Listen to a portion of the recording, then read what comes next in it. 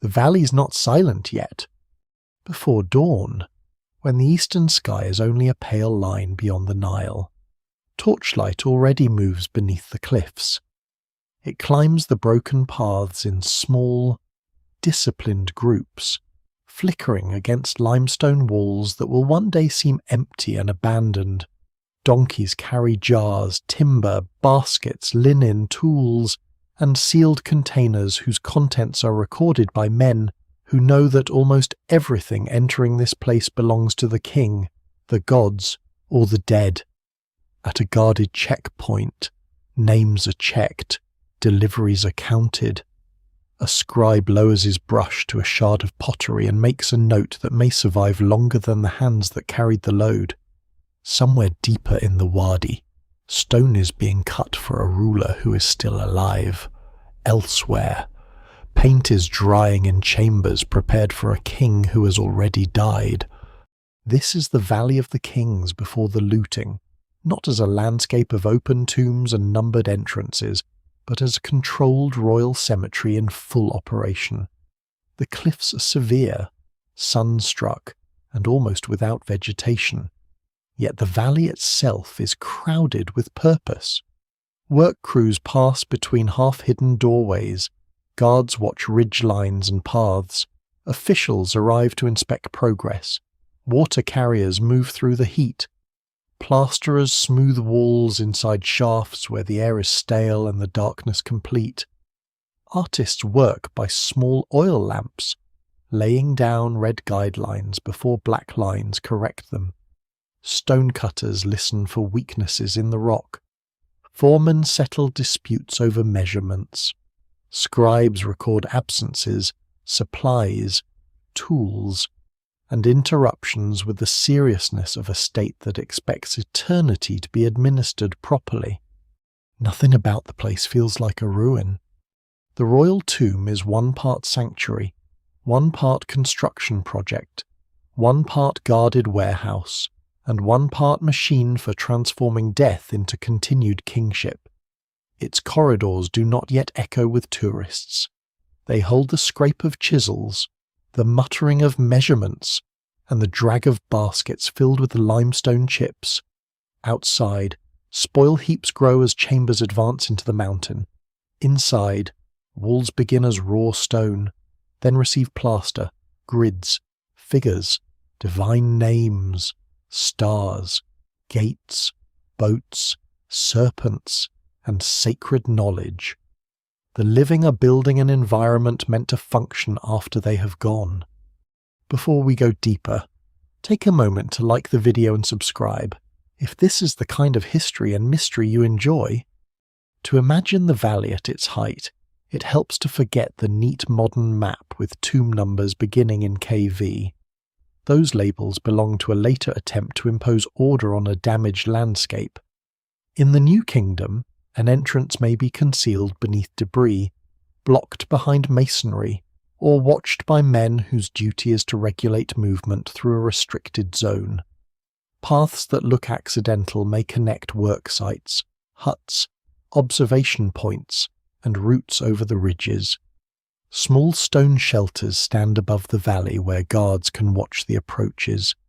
Temporary workmen's huts appear near active tombs. Broken pottery accumulates beside walls, some pieces reused as writing surfaces for lists, sketches, notes, and calculations. The valley is filled with royal ambition and paperwork. Eternity produces administration in astonishing quantities. A missing chisel matters, a late delivery of grain matters. Lamp oil matters because darkness stops work. Water matters because the heat is relentless. Plaster, pigments, linen, wood, resin, rope, copper tools, and stone vessels all pass through human systems before they become part of a sacred burial. The surviving record is incomplete, and scholars still debate how consistently security and supervision worked across different reigns.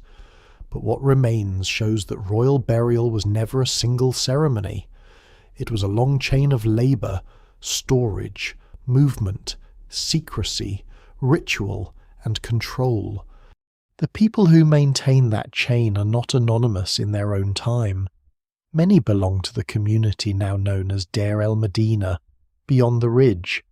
They are specialized workers attached to the royal necropolis, organized into crews and supervised by foremen and scribes.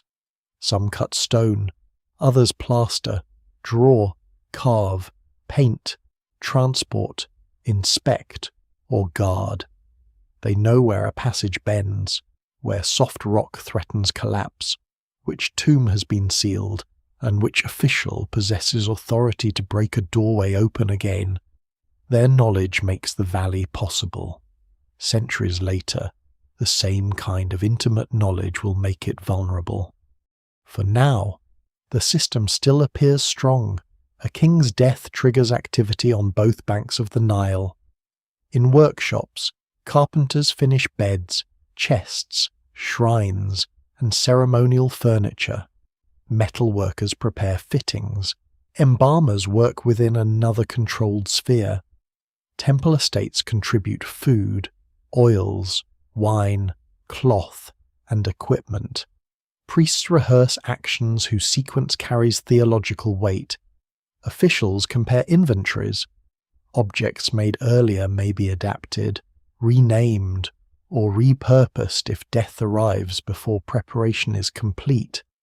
Royal burial is lavish, but it is not always calm or perfectly planned.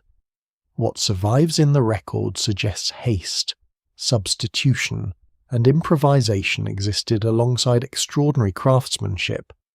In the valley, anticipation gathers around one doorway. The entrance may still be open, but the tomb beyond is nearing completion. Dust hangs in lamplight. Painted figures stand fresh on the walls, their colours stronger than anything seen in the chambers today.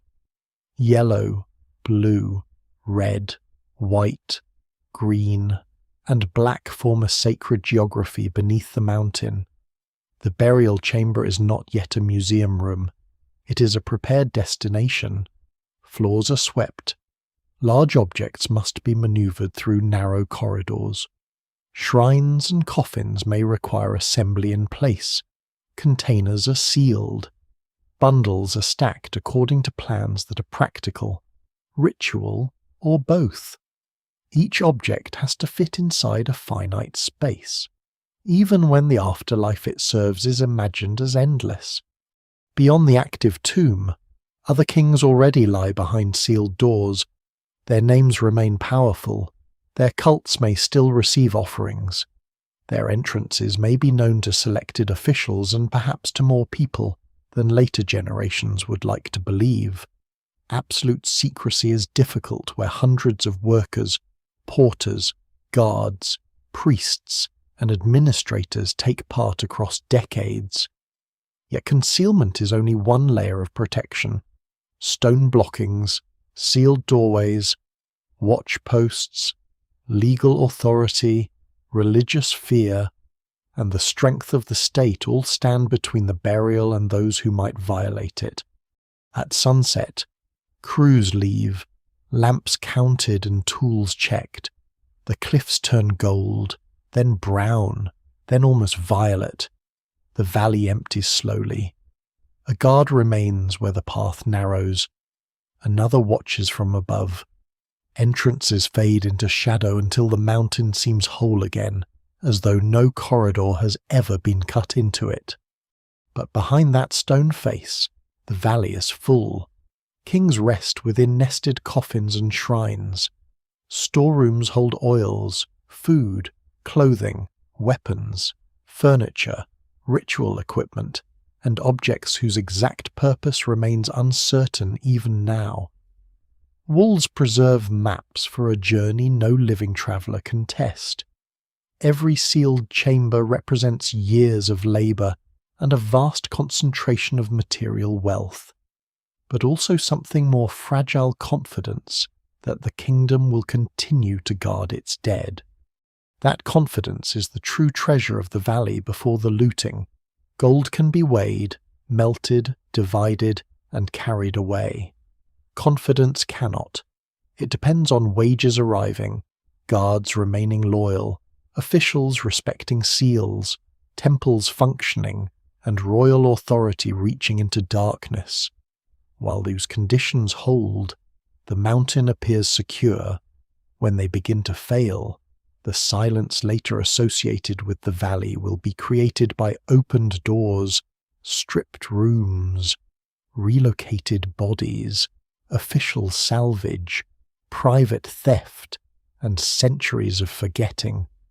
For this moment, none of that has happened yet. The last light disappears above the western cliffs. A sealed tomb lies undisturbed beneath the stone, crowded with everything its makers believed a king might need forever. Outside, the guard settles into the night, and the valley breathes like a living place. The guard who watches the darkened path is standing at the end of a long political decision. The kings buried behind him did not choose this desert hollow because it was beautiful, and they did not abandon the pyramids because the idea of monumental burial had lost its force. They chose the western cliffs because the meaning of kingship was changing. The geography of power had shifted south, and a ruler who expected to live forever still had to solve a practical problem: how to place an immense royal burial beyond ordinary reach without removing it from the sacred landscape that gave it power. On the opposite side of the Nile lies Thebes, a city shaped by temples, processions, royal estates, and the growing authority of Amun. To the west, the cultivated fields end sharply. Green becomes dust within a short distance, and beyond the farmland rises a wall of pale limestone cut by ravines. This is the land of sunset, the side on which the sun descends and appears to enter another world. Egyptian ideas about death were never reducible to a single direction, but the western horizon carried an obvious and enduring association with departure, transformation, and the realm of the dead. A royal tomb placed there stood not merely outside the city, but within a cosmic pattern repeated every evening. Above the valleys rises the peak now called El Kurn, the Horn, whose silhouette resembles a natural pyramid when viewed from certain directions. It would be tempting to imagine that this resemblance alone determined the location, as though the mountain offered the kings a ready-made pyramid that no robber could dismantle. The possibility is compelling, and many scholars have considered the peak's visual and religious importance, but the evidence remains incomplete. No surviving royal decree explains the choice in such simple terms. The mountain may have carried associations with the goddess Meretseger, the protector of the necropolis, and its shape may have strengthened the symbolic appeal of the site. Yet symbolism worked alongside geology, administration, access, and the political needs of the early 18th dynasty. No single explanation fully accounts for the decision. The first royal tombs in this landscape do not appear according to one perfectly fixed plan. Some lie in the main valley now called the Valley of the Kings, while others occupy the western wadis, a series of more remote branches extending into the cliffs. These separate zones remind us that the royal cemetery was not designed all at once. It developed over generations as architects tested locations, rulers expressed preferences, and builders learned what the mountain would permit. A valley that looks unified on a modern map was, in practice, a collection of routes, side gullies, work areas, natural shelves, and hidden recesses. One of its attractions is separation. The great pyramids of earlier kings rise visibly above the landscape, joined to temples and causeways in carefully planned complexes. Their visibility proclaims authority, but it also announces where royal wealth has been concentrated.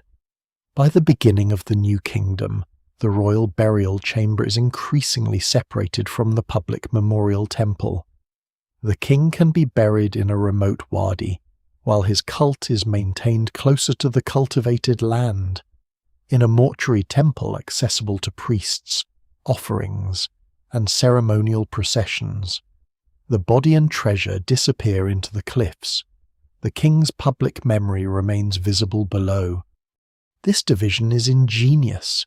It allows ritual access without requiring constant traffic to the tomb itself.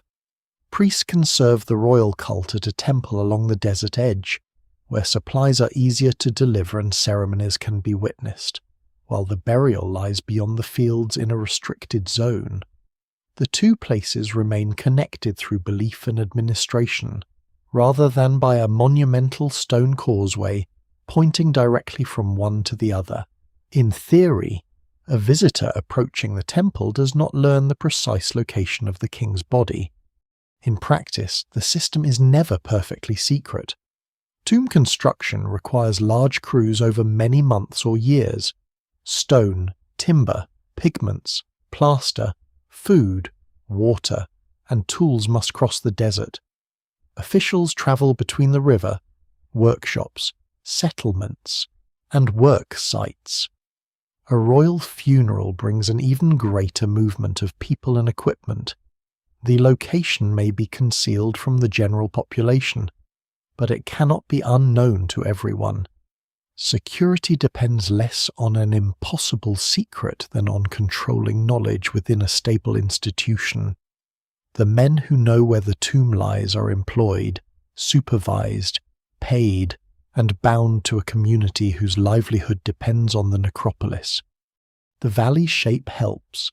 Its high cliffs restrict direct approach, while narrow paths and ridgelines can be observed. Anyone entering with a caravan of tools or leaving with heavy objects risks being noticed. Guard stations can monitor movement. Natural debris can cover or blur entrances after a burial. Spoil from one excavation may disguise the ground around an earlier tomb. Rain is rare enough that the desert surface can preserve tracks, disturbances, and construction traces, though the same dry conditions also expose the landscape to sudden violent floods when storms do occur. That contradiction is built into the valley from the beginning.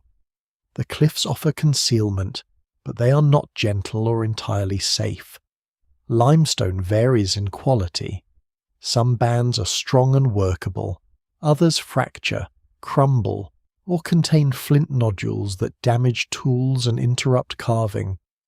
Natural faults can force architects to alter a corridor. A chamber placed beneath unstable rock may require pillars, repairs, or changes in plan. Water channels formed over immense periods direct flash floods into the wadis. In a single event, rain falling far beyond the immediate valley can become a torrent carrying mud, stones, and debris into tomb entrances. The discovery and continuing study of the tomb associated with Thutmose II in the Western Wadis has made that danger newly vivid. Evidence from the site suggests that ancient flooding severely damaged the burial environment and that royal remains and equipment may have been removed afterward. The case does not belong to the numbered tombs of the main valley, and many details are still being reconstructed. But it reveals something essential. The people who chose these wadis accepted environmental risks that were not always predictable or controllable. A hidden tomb could escape human eyes and still be defeated by water. Yet the location offered advantages no palace engineer could ignore. The rock could contain long corridors and deep chambers without requiring the enormous external masonry of a pyramid. Excavated material could be removed gradually. Tomb plans could expand, contract, or change direction according to the length of a reign and the conditions encountered underground. A king who ruled for decades might receive an elaborate sequence of halls and chambers. A ruler who died unexpectedly might be buried in a smaller or hastily adapted space. The mountain allowed flexibility, though that flexibility often left clues to the pressures surrounding a royal death. The West Bank also gathered together the institutions needed to sustain the royal dead. Mortuary temples stood along the desert margin, workshops, Storage areas, roads, guard posts, and the settlement of specialized tomb workers formed a connected landscape. The valley was remote enough to restrict access but close enough to be supplied from one of Egypt's greatest urban and religious centers. This balance mattered.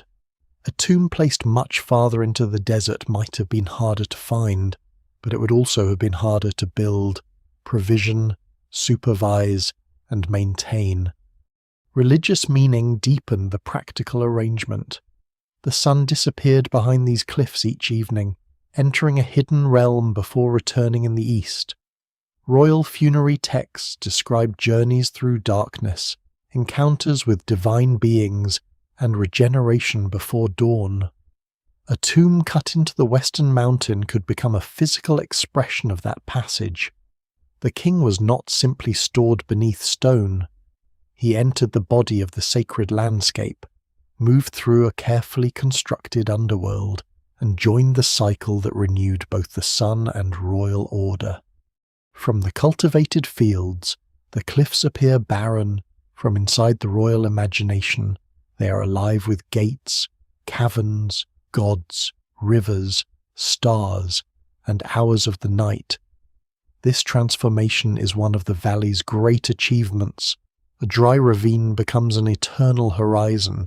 A corridor becomes a path through the underworld. A sealed chamber becomes the place where a dead ruler is remade. The choice of the valley therefore rests on a delicate union of concealment and display. The burial itself is hidden, but the landscape announces sacred power. The tomb is separated from the memorial temple, yet both remain parts of one royal afterlife. The cliffs discourage intrusion, yet they cannot eliminate human knowledge or natural disaster. The system is neither naive nor invulnerable. It is a carefully reasoned answer to the problems of royal death, designed by people who understand danger but still believe that institutions, ritual, stone, and divine protection can hold disorder at bay. Once the place has been selected, however, the mountain must be opened. Every promise made by the landscape now depends on men with copper alloy tools, stone hammers, measuring cords, lamps, baskets, and an ability to turn uncertain rock into a house for eternity. The mountain does not surrender easily. Once a location has been approved, the first cut into the limestone begins a process that may continue for years, advancing from sunlight into darkness one measured chamber at a time. The workers do not excavate a vague cavern and decide later what it will become. They follow a plan, though that plan can change whenever the rock, the king's lifespan, or the demands of ritual make change unavoidable. The tomb is designed as architecture before it becomes archaeology, and every corridor is the result of intention meeting resistance. Surveyors establish the axis with chords, levels, plumb lines, and simple instruments used with remarkable precision. Red marks placed on the stone indicate measurements, center lines, doorways, and intended surfaces. Corrections may be added in black by a senior hand. These traces are easy to overlook beside painted gods and royal figures, but they preserve the practical intelligence behind the monument. A tomb begins not with gold or ceremony, but with geometry scratched onto a cliff. Stonecutters open the entrance using heavy pounders and metal tools, probably copper alloy chisels whose edges require constant maintenance. The limestone is attacked in stages.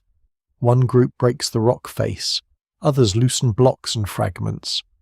Basket carriers remove debris along the passage and dump it outside, building pale spoil heaps that alter the valley's surface. The work is repetitive, hot, dusty, and dangerous. Fine particles fill the air. Lamps consume oxygen. Uneven ceilings threaten collapse. A natural fault can split the intended chamber. While a band of flint can turn an ordinary day's progress into an exhausting struggle, the tools leave evidence. Chisel marks remain behind plaster. Unfinished rooms reveal the sequence of cutting. Abandoned corrections show where architects altered their intentions. In some tombs, workers encountered earlier excavations and had to turn away. The mountain contains more architecture than any one generation fully understands, and builders sometimes discover that apparently solid rock already conceals another royal project. A corridor designed to run straight may bend suddenly because eternity has encountered someone else's eternity. Work proceeds in teams. The labourers of the royal tomb are not an undifferentiated mass of enslaved workers driven blindly beneath the cliffs. The surviving records point instead to organised crews of highly skilled specialists supported by the state. Their occupations overlap, and exact divisions of labour remain debated. But quarrymen, plasterers, draftsmen, sculptors, painters, carpenters, scribes, foremen, and porters all contribute. Some tasks demand years of experience. A badly judged ceiling or crooked doorway can compromise everything that follows. A poorly prepared wall can ruin decoration intended to survive forever. Progress is measured against the most unpredictable deadline in the kingdom, the death of the king. A ruler who ascends the throne may order work to begin almost immediately, because no one knows how long a reign will last. If he lives for decades, the tomb can grow into a vast sequence of descending corridors, pillared halls, side rooms, shafts, and storerooms. If he dies after only a short reign, the workers may have to finish whatever space exists, smooth only the most important walls, and adapt the burial equipment to chambers never intended to be final. This is why unfinished surfaces are not simply signs of carelessness. They may be records of time running out. A corridor can change abruptly from fully painted to roughly plastered. A chamber may contain completed figures beside sketched outlines. Some areas receive abbreviated decoration while others are left bare. The builders know that sacred completeness matters, but they also know that a funeral cannot be delayed indefinitely while every wall is perfected. The basic form of royal tombs changes across the new kingdom. Early examples often turn sharply, following a bent axis that may echo older traditions or accommodate the geology. Later tombs increasingly follow straighter, more open paths. Corridors become broader. Burial chambers change shape. Pillared halls expand. Additional rooms appear for equipment, ritual use, or storage. These developments are not a simple march toward greater complexity.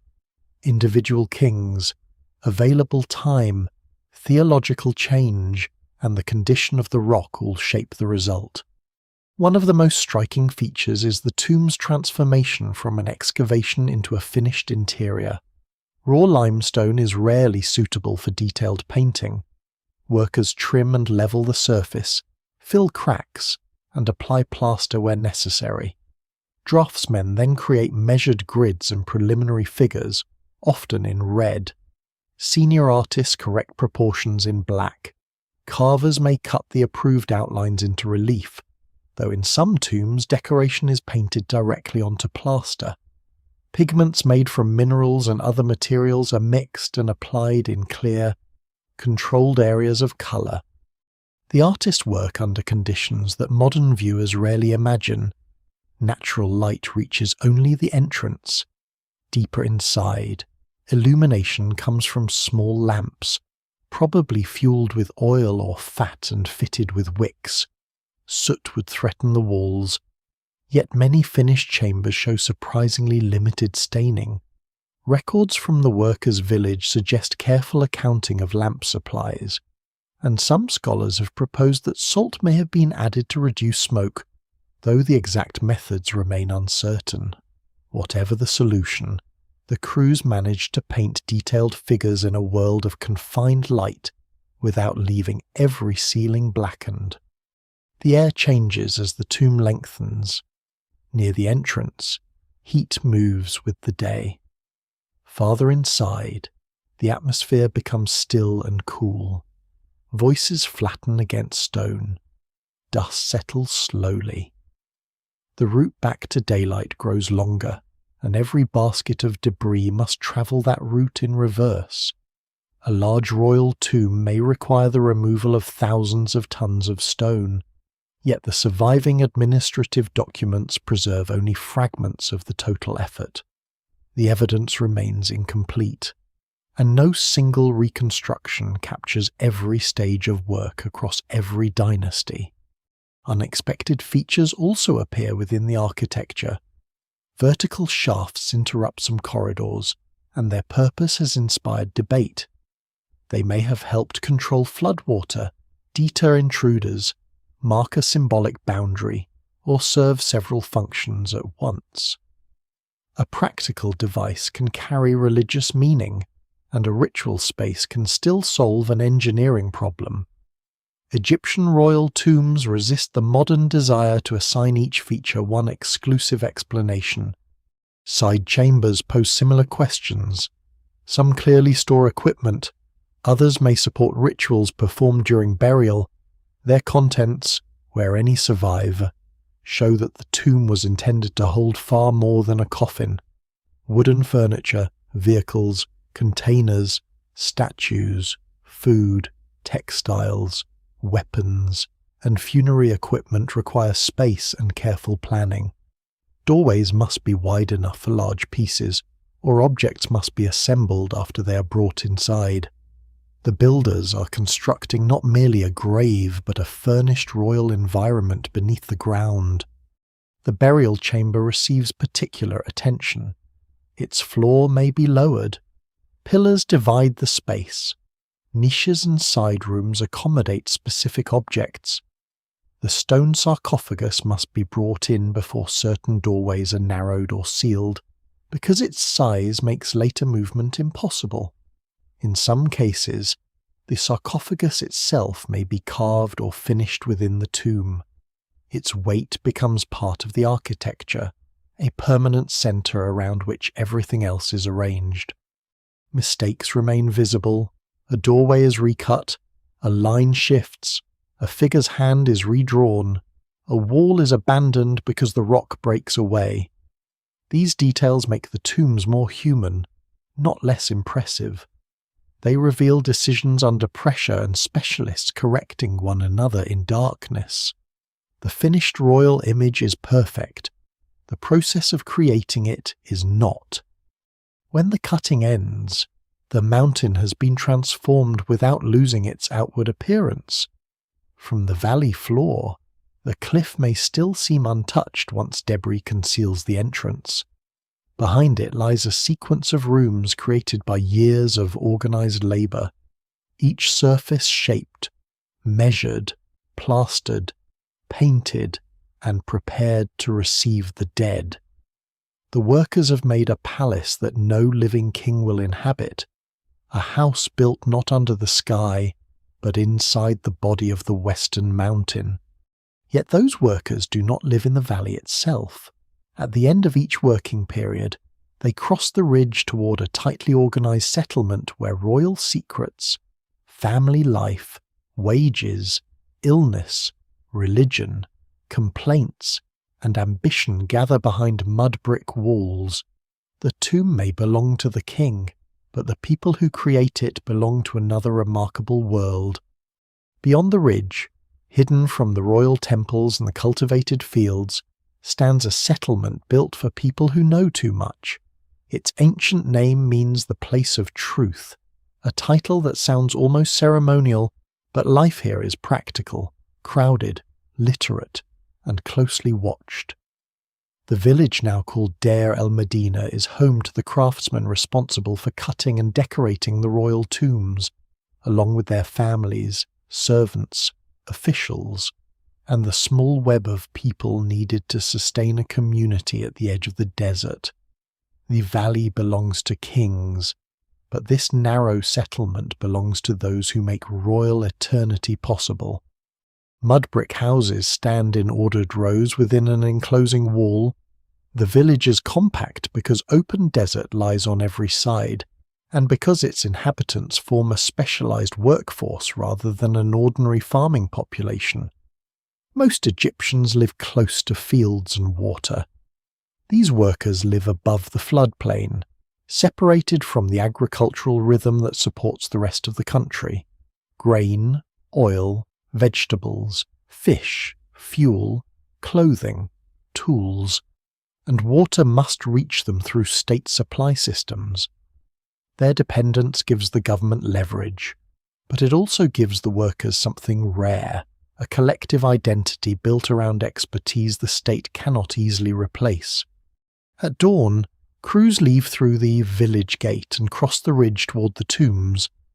The journey is part commute, part controlled passage into restricted ground. Depending on the active work site, they may stay in temporary stone huts near the valley during a work period rather than returning home every evening. The surviving remains of these shelters are modest, but they place ordinary human routines surprisingly close to the entrances of kings. Men eat, sleep, complain, sharpen tools, and prepare lamps within sight of monuments intended to outlast the world. The workforce is commonly divided into two sides, often described as left and right, each with its own foreman. A scribe records attendance, supplies, work progress, disputes, and instructions. The organization resembles a ship's crew in its terminology, though scholars still debate how literally that language reflects older administrative traditions. What is clear is that this is not casual labor. Positions can remain within families. Skill passes from one generation to another. Appointment depends on experience, connections, and official approval.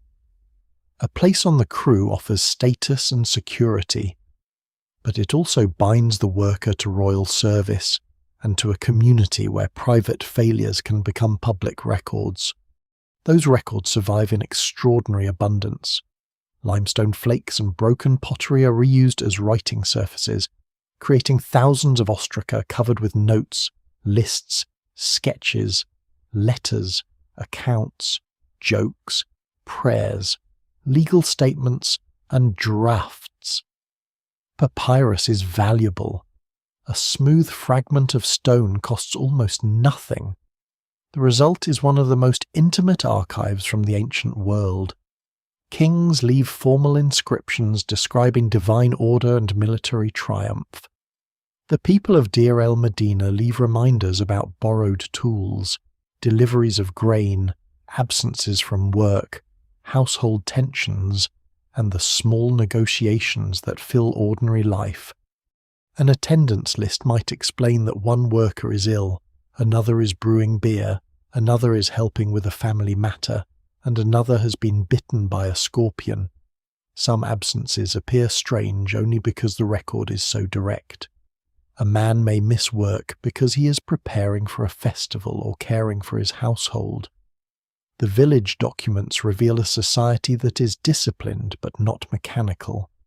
People become sick, arrive late, quarrel, worship, lend property, write complaints, and occasionally produce excuses that sound remarkably familiar across 3,000 years. Literacy here is unusually visible. Not every resident can necessarily read or write fluently, and the evidence remains incomplete. But scribes and artists live among people who work constantly with signs, labels, images, and sacred texts. A draftsman may copy formal figures for a royal chamber, and later sketch an animal behaving like a person on a pottery fragment. Some ostraca preserve practice drawings, corrections, caricatures, and informal images that would never appear on a tomb wall. The same hand capable of drawing a perfectly composed god can also create a satirical scene in which the normal hierarchy of the world is reversed. Inside the houses, space is limited but carefully arranged. Rooms extend one behind another from the street. A front area may contain a raised structure whose exact purpose remains debated, perhaps connected with household ritual, sleeping, childbirth, or several uses across time. Deeper rooms hold storage jars, grinding equipment, furniture, textiles, and personal objects. Roofs provide additional working and sleeping space during suitable weather. Smoke, cooking smells, dust, and voices move between neighbouring homes. This is not a silent enclave of master artists contemplating eternity. It is a dense residential quarter where professional secrets exist beside domestic noise. The villagers maintain chapels and honour local gods. Meretsiga, the goddess associated with the Theban peak, is especially close to their world. She can protect, punish, heal, and forgive.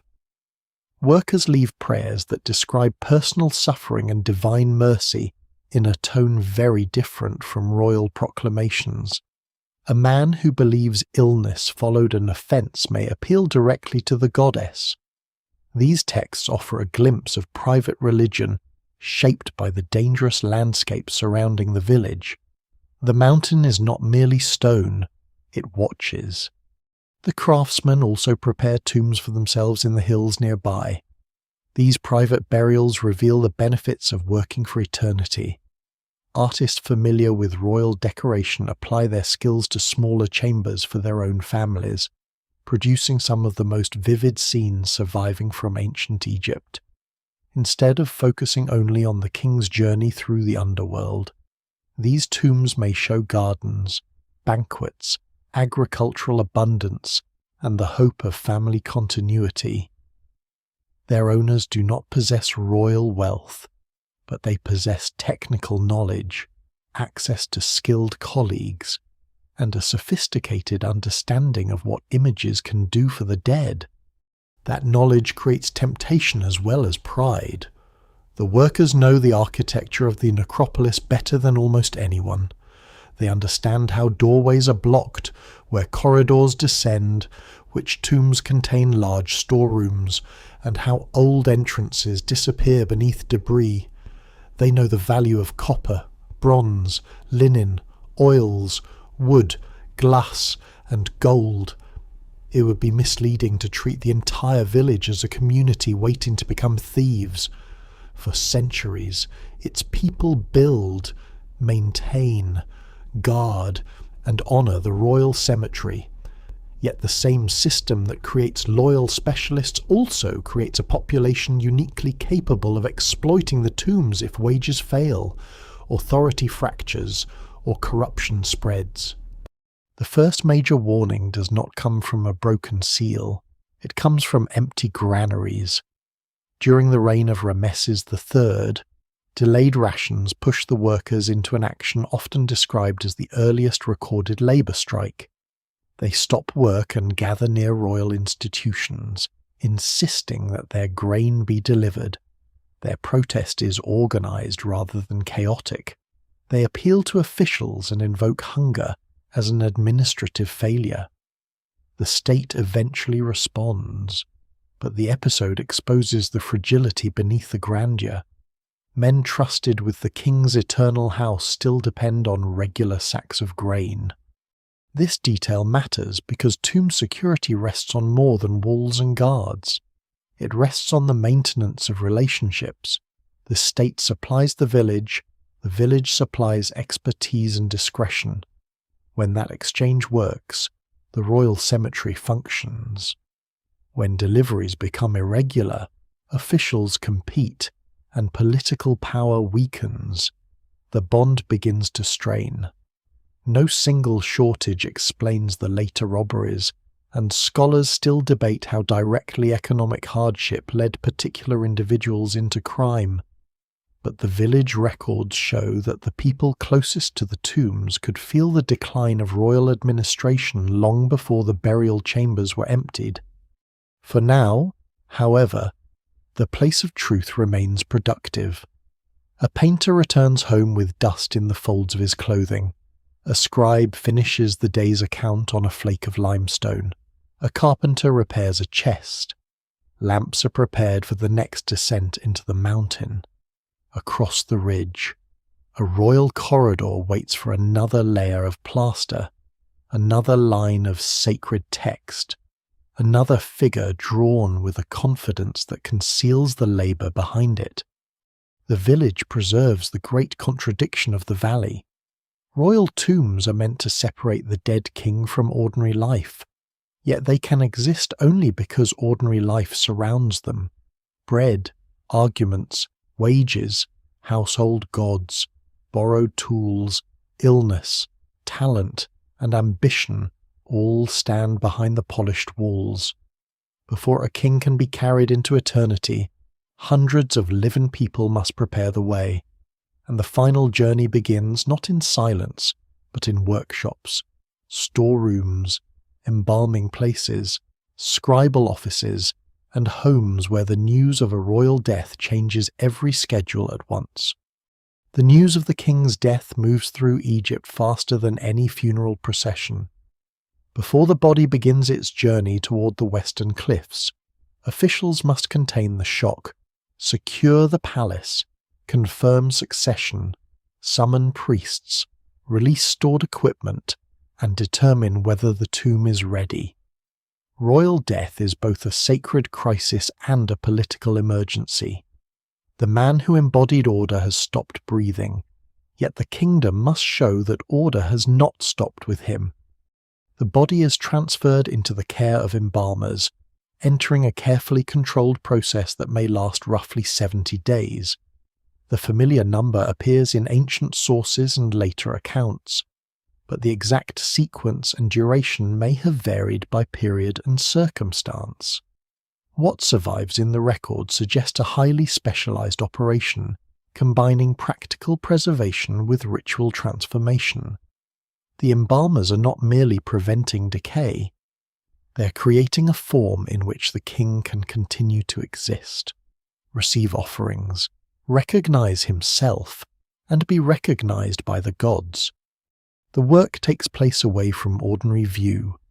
Purification comes first, followed by procedures that would be physically invasive but are understood within a sacred framework.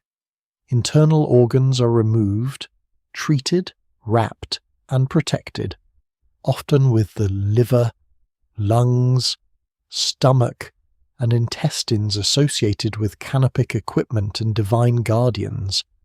The heart usually remains within the body because it is central to identity, memory, and moral existence.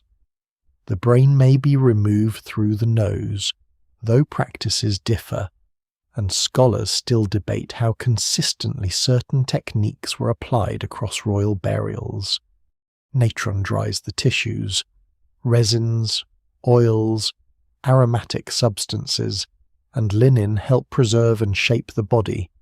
Cavities may be packed to restore form. The skin is treated. Fingers and toes can receive individual wrappings or protective coverings. Amulets are placed between layers of linen at locations determined by ritual purpose rather than decoration alone. Some guard the throat, the heart, the limbs, or the wound through which the embalmers entered the body. Others invoke regeneration, stability, protection, and divine power. The king gradually disappears beneath hundreds of meters of linen, yet each layer is intended to preserve rather than erase him. Priests recite words over the body. Resin darkens the wrappings and binds them together. Broad collars, pectorals, scarabs, bracelets, rings, and protective plaques may be positioned according to a sequence that is now only partly understood. The discovery of royal mummies after ancient rewrapping has complicated the evidence, because objects were sometimes removed, replaced, shifted, or recorded by later priests. No single mummy preserves an untouched manual of royal embalming. The face receives particular attention. A mask or coffin portrait does not simply reproduce physical appearance, It presents an ideal and eternal identity, youthful, composed, divine, and unmistakably royal. The dead king must survive as himself while also becoming associated with Osiris, the ruler who dies and is restored. This is not a contradiction within Egyptian belief. The pharaoh can remain an individual ruler and participate in a divine pattern of death and renewal at the same time. While the embalmers work, preparation accelerates elsewhere. The tomb crew completes the burial chamber. Furniture is inspected and repaired. Names may be altered on objects prepared for another person or from an earlier stage of the reign. Coffins and shrines must be finished, gilded, transported, and assembled. Clothing, food, oils, weapons, chariots, statues, ritual tools, beds, chairs, and containers are brought together under administrative supervision. Some objects have been made specifically for the burial. Others come from palace life, temple stores, workshops, or earlier funerary projects. The death of a king rarely occurs at a convenient moment. If the reign has been short, the gap between intention and readiness can be severe. The tomb may be unfinished, the equipment incomplete, and the burial chamber smaller than planned. Tutankhamun's burial is the clearest surviving example of adaptation under pressure. Many objects appear to have been repurposed, modified, or placed in spaces too small for orderly arrangement. This does not make the funeral careless. It reveals the urgency of completing a sacred transformation within the time available. When the appointed day arrives, the royal body leaves the world of embalming and enters the public stage of the funeral.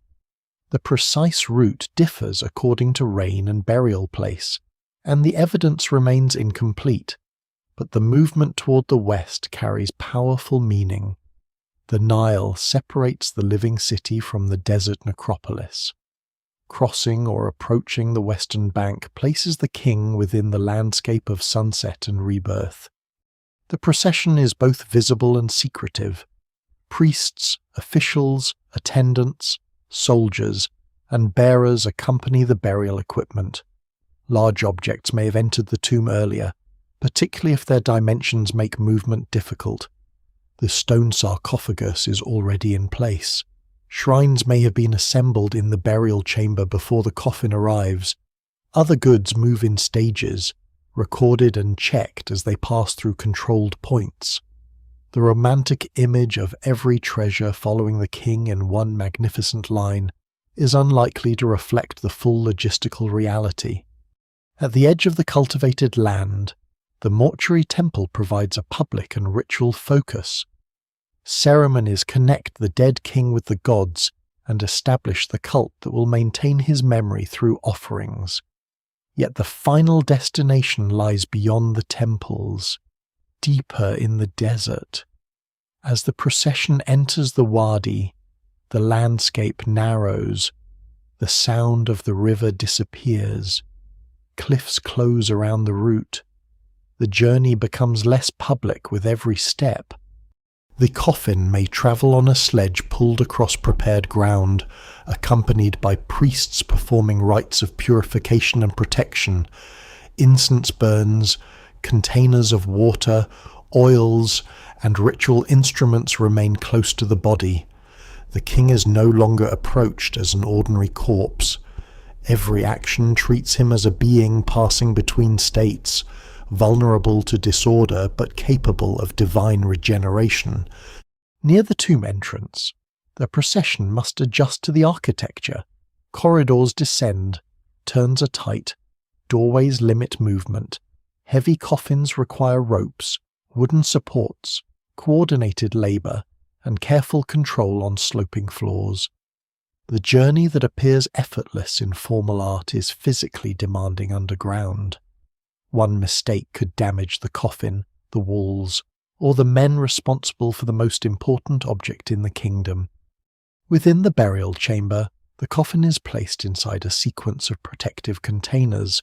In the richest burials, Several anthropoid coffins may lie within a stone sarcophagus, surrounded by immense gilded wooden shrines that fill most of the room. Each layer creates another sacred boundary. The king is enclosed again and again, not hidden by accident but protected through deliberate nesting. Texts, images, divine figures, and magical substances reinforce the architecture of defense. Priests perform the opening of the mouth and related funerary rites, restoring the king's capacity to breathe, see, hear, speak, eat, and act in the next world. The ritual may involve touching the face with specialized tools and presenting offerings, its exact form changed across centuries, but its purpose is clear: the body must not remain passive. It must become functional again in a transformed mode of existence. Food and drink are placed nearby. Clothing and sandals prepare the king for movement. Beds offer rest. Weapons provide authority and defense. Chariots extend royal mobility. Statues can serve as alternative bodies. Shabti figures answer labor obligations in the afterlife. Oils, resins, and cosmetics preserve comfort, purity, and status. Nothing is random. Even when crowded storerooms make the arrangement appear chaotic to modern eyes. At last, officials withdraw. Doorways are blocked. Seals are impressed into wet plaster or mud. Debris may be used to conceal the entrance. The living reverse the path they have just taken, returning through the corridors toward daylight while the king remains behind. For those outside, the funeral has ended. Within the tomb, it has only begun. The body, equipment, images, texts, offerings, and architecture now form one working system intended to maintain royal existence beyond time. Yet the seals protecting that system are made by human hands, and every person who leaves the valley carries some knowledge of what has been placed inside. Once the final doorway is sealed, the king does not lie alone. Around him rests an entire material world, compressed into stone chambers and arranged for a future no living witness can enter. To modern eyes, the most famous objects are the ones made of gold, but gold is only the brightest surface of a much larger system. A royal burial contains furniture, clothing, food, weapons, cosmetics, vehicles, ritual equipment, statues, tools, containers, games, writing materials, and objects whose purpose is still uncertain. The tomb is not merely a vault of treasure. It is a carefully furnished environment designed to preserve status, comfort, identity, movement, protection, and power. Tutankhamun's tomb provides the clearest surviving glimpse because so much of its contents remained in place, even after ancient disturbances, yet it should not be treated as a perfect template for every king. His burial was relatively small, his reign was short, and many objects appear to have been adapted, reused, or packed under pressure. Even so, the range of equipment found there, together with fragments from other tombs, suggests that richly furnished royal burials were not exceptional in principle. What is exceptional is how rarely their contents survive. The first impression inside such a tomb would be density. Beds lean against dismantled chariots. Chests stand beneath couches shaped like divine or mythical animals. Baskets, jars, stools, fans, sandals, bows, quivers, and ceremonial objects fill the remaining gaps. Some items are stacked because space is limited. Others appear grouped according to function or ritual logic. Large pieces may have been taken apart for transport and reassembled underground. The arrangement can look hurried, but even apparent disorder may preserve decisions now difficult to recover. Furniture carries both practical and symbolic value. The king receives chairs for authority, stools for ordinary use, beds for rest, and couches associated with regeneration. Wood is precious in Egypt, especially imported timber, and fine furniture may be veneered, painted, inlaid, gilded, or fitted with metal. A chair is never just a chair when its arms, legs, and panels display royal conquest, divine protection, or intimate palace imagery. One of Tutankhamun's most famous thrones shows the king and queen in a scene of gentle domestic closeness, a surprisingly personal image preserved within equipment intended for eternity. The tomb also contains clothing in greater variety than the modern imagination usually allows. Linen garments, robes, tunics, sashes, gloves, undergarments, head coverings, and ceremonial fabrics prepare the king for different conditions and roles. Sandals may be simple, richly decorated, or symbolic. Some place bound enemies beneath the king's feet so that every step becomes an image of domination. Others are worn and practical, suggesting that not every object was created solely for burial. The dead ruler carries traces of a lived experience into the tomb. Jewelry performs several functions at once. It displays rank, protects the body, invokes deities, and stabilizes the king's identity. Rings, collars, bracelets, pectorals, earrings, amulets, and finger coverings may be made from gold, silver, faience, glass, stone, and combinations of materials chosen for color and meaning. Blue evokes the heavens and the Nile. Green suggests growth and renewal. Gold does not tarnish and is associated with the flesh of the gods. Yet the exact significance of every material cannot always be reconstructed, and scholars still debate how symbolism, craftsmanship, personal ownership, and ritual necessity overlapped. Weapons occupy another important place. Bows, arrows, daggers, clubs, shields, spears, and chariot equipment preserve the king's role as defender of order. Some are ceremonial, but others show signs of use. Tutankhamun's burial included both elaborate weapons and practical hunting gear, along with a dagger whose blade was made from meteoritic iron. Long before iron became common in Egypt, material from a meteorite could be transformed into a royal object, literally bringing metal from the sky into the king's hand. Chariots extend this image of movement and command. They are vehicles of war, hunting, ceremony, and royal display. Because a complete chariot is too large to pass easily through narrow tomb corridors, parts can be dismantled, bundled, and stored for reassembly. Wheels, axles, frames, harnesses, and decorative fittings occupy substantial space. Their presence assumes that the king will continue to move with speed and authority beyond death, not remain confined inside a burial chamber. Food and drink are equally essential. Jars hold wine, oil, beer, and other liquids. Baskets and containers preserve bread, grain, fruit, meat, herbs, and prepared offerings. Labels may record contents, estates, vintages, places of origin, or administrative details. A wine jar can preserve information about production in the same way a modern bottle carries a vineyard and year. These inscriptions are among the quieter treasures of a tomb because they reveal the economic network behind royal burial.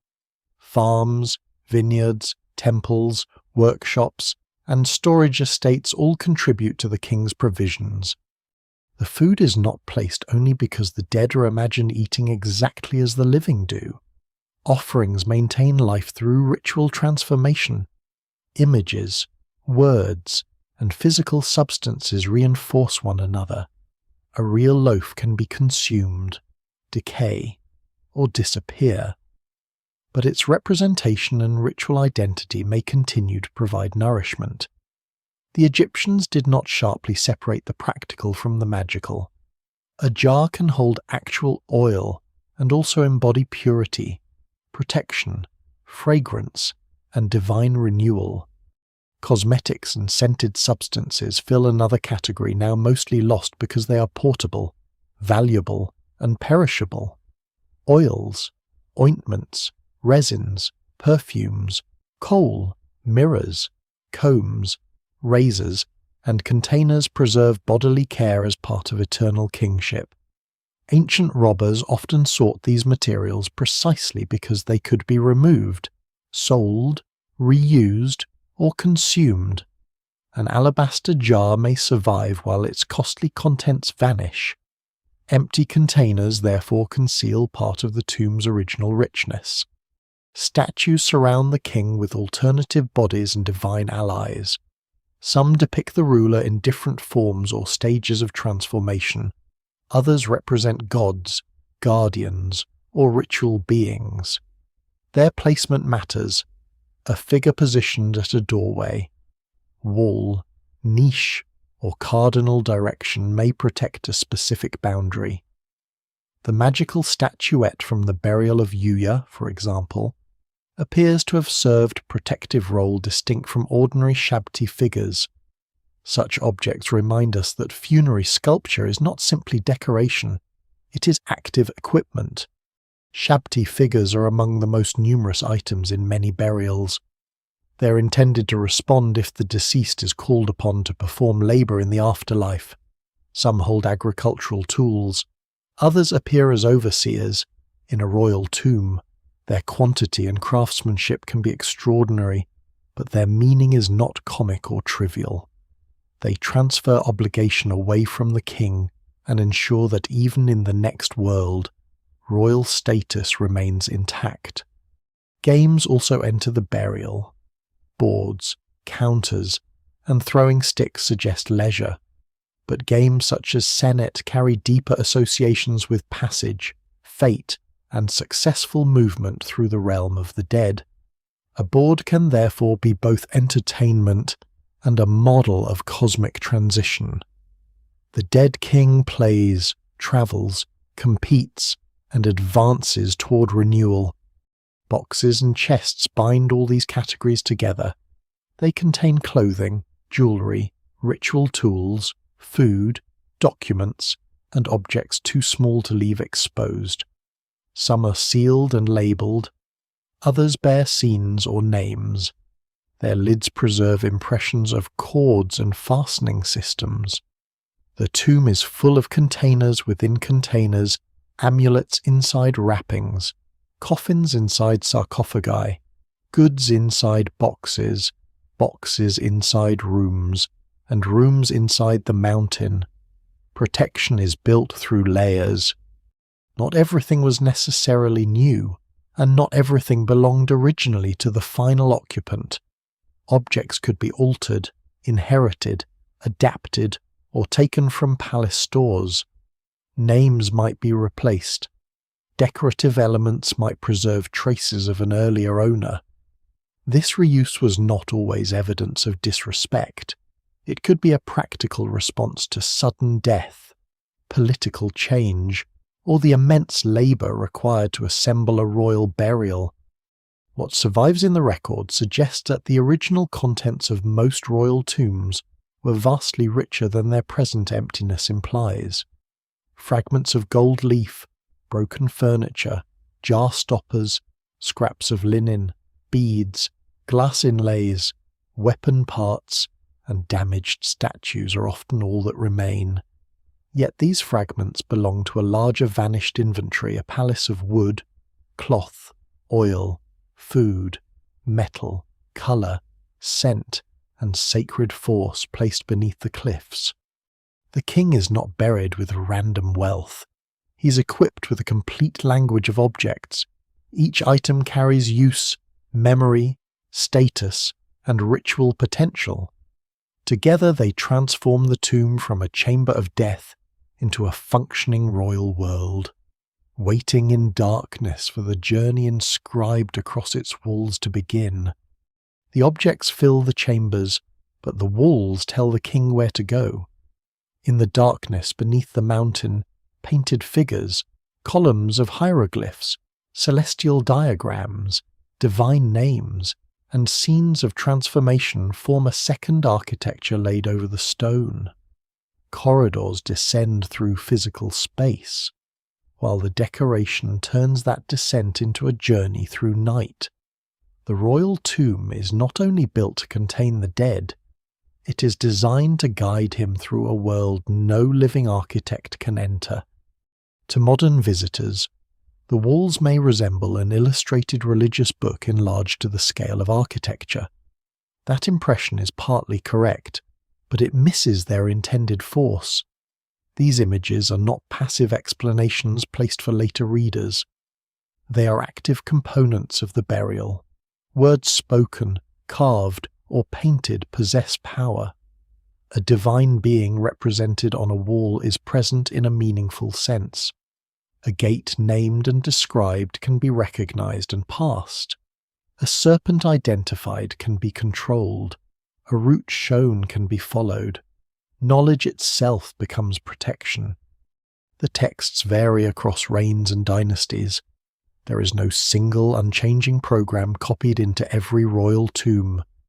The Book of the Amduat describes the sun god's passage through 12 hours of night, moving through hidden regions where divine beings wait, enemies threaten, and regeneration gradually becomes possible. The Book of Gates organizes the underworld through guarded divisions entered at each hour. The Book of Caverns presents a darker geography of enclosed spaces, divine rewards, and the destruction of those who oppose cosmic order. The Litany of Re invokes many forms of the solar god, the Book of the Earth, the Books of the Sky, and other compositions expand the royal tomb into a map of the cosmos. The modern titles are convenient labels created by scholars. The Egyptians did not necessarily understand these works as separate books in the modern sense, bound and read from beginning to end. They're collections of images and ritual knowledge arranged across walls, ceilings, pillars, coffins, and sarcophagi. Their position within the tomb matters. A composition placed in an entrance corridor does not serve exactly the same role as one surrounding the burial chamber. The king moves physically through the architecture while the texts describe a parallel movement through divine space. The journey begins at sunset. Re, the sun god, enters the western horizon and descends into the underworld. His daytime form disappears, but the sun is not dead in the ordinary sense. It travels through darkness, weakened and transformed, until it reaches the deepest point of night. There it unites with Osiris, the god of the dead, and receives the power of renewal. By dawn, the sun emerges in the east, reborn. The dead king seeks to enter this cycle, joining both Re and Osiris so that his own death becomes a passage rather than an ending. This is why the walls are filled with repetition. The sun moves hour by hour. Boats carry divine figures through regions that seem at once watery, subterranean, and cosmic. Gates divide one stage from another. Guardians possess names that must be known. Serpents coil around sacred spaces.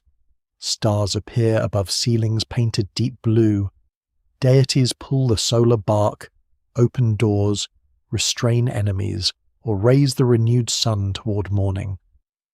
The same basic drama unfolds in many forms because cosmic survival is not assumed. It must be achieved again each night.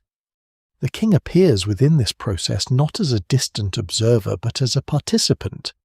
He stands before gods, offers to them, receives life, or accompanies the solar journey. In some scenes, his individual image is less important than the divine system surrounding him. His name and royal identity allow him to enter, while the texts give him the knowledge required to survive. Death strips away ordinary power, so the tomb restores authority through sacred information. The painted beings are not all comforting. The underworld contains decapitated enemies, restrained figures, flames, blades, dangerous animals, and deities whose forms combine human and animal features in unsettling ways. These scenes are often described as punishments, but their function is broader. They show the violent containment of chaos and the protection of cosmic order. Because of the restrictions surrounding harm to children, the script need not dwell on graphic details, and the original tomb scenes themselves focus on symbolic enemies rather than domestic suffering. Their message is that the regenerated son and king can survive only if destructive forces are controlled. One of the strangest features is the precision with which supernatural beings are catalogued. Figures stand in rows, each with a name, title, or assigned task. The underworld is mysterious, but it is not imagined as shapeless. It has administration, divisions, schedules, guarded thresholds, and specialized inhabitants. Even eternity is organized. This may reflect a deep Egyptian confidence that naming and ordering the unknown reduces its danger. The ceilings widen the vision. In some burial chambers, the goddess Nut stretches across the sky, swallowing the sun in the west and giving birth to it in the east. Her elongated body turns the chamber itself into the cosmos. Stars cover dark backgrounds, placing the king beneath an eternal night that is also the source of morning.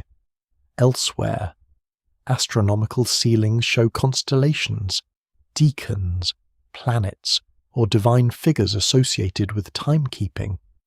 Scholars still debate the interpretation of some arrangements, and ancient astronomical imagery does not always correspond neatly to modern star maps. Color strengthens the transformation. Yellow can turn a wall into a surface resembling precious metal or papyrus. Blue evokes sky and water. Black suggests the fertile soil of the Nile and the regenerative darkness associated with Osiris. Green signals life and renewal. White conveys purity. Red carries energy, danger, and power. These meanings shift with context, and no simple color code explains every scene. But the palette makes the chamber function as more than carved stone. The painters do not always finish their work. In some tombs, only the outlines are complete. Elsewhere, hieroglyphs stop abruptly, colors remain uneven, or figures occupy one part of a chamber while another remains bare. This can reveal sudden death, limited time, changing plans, or damaged plaster.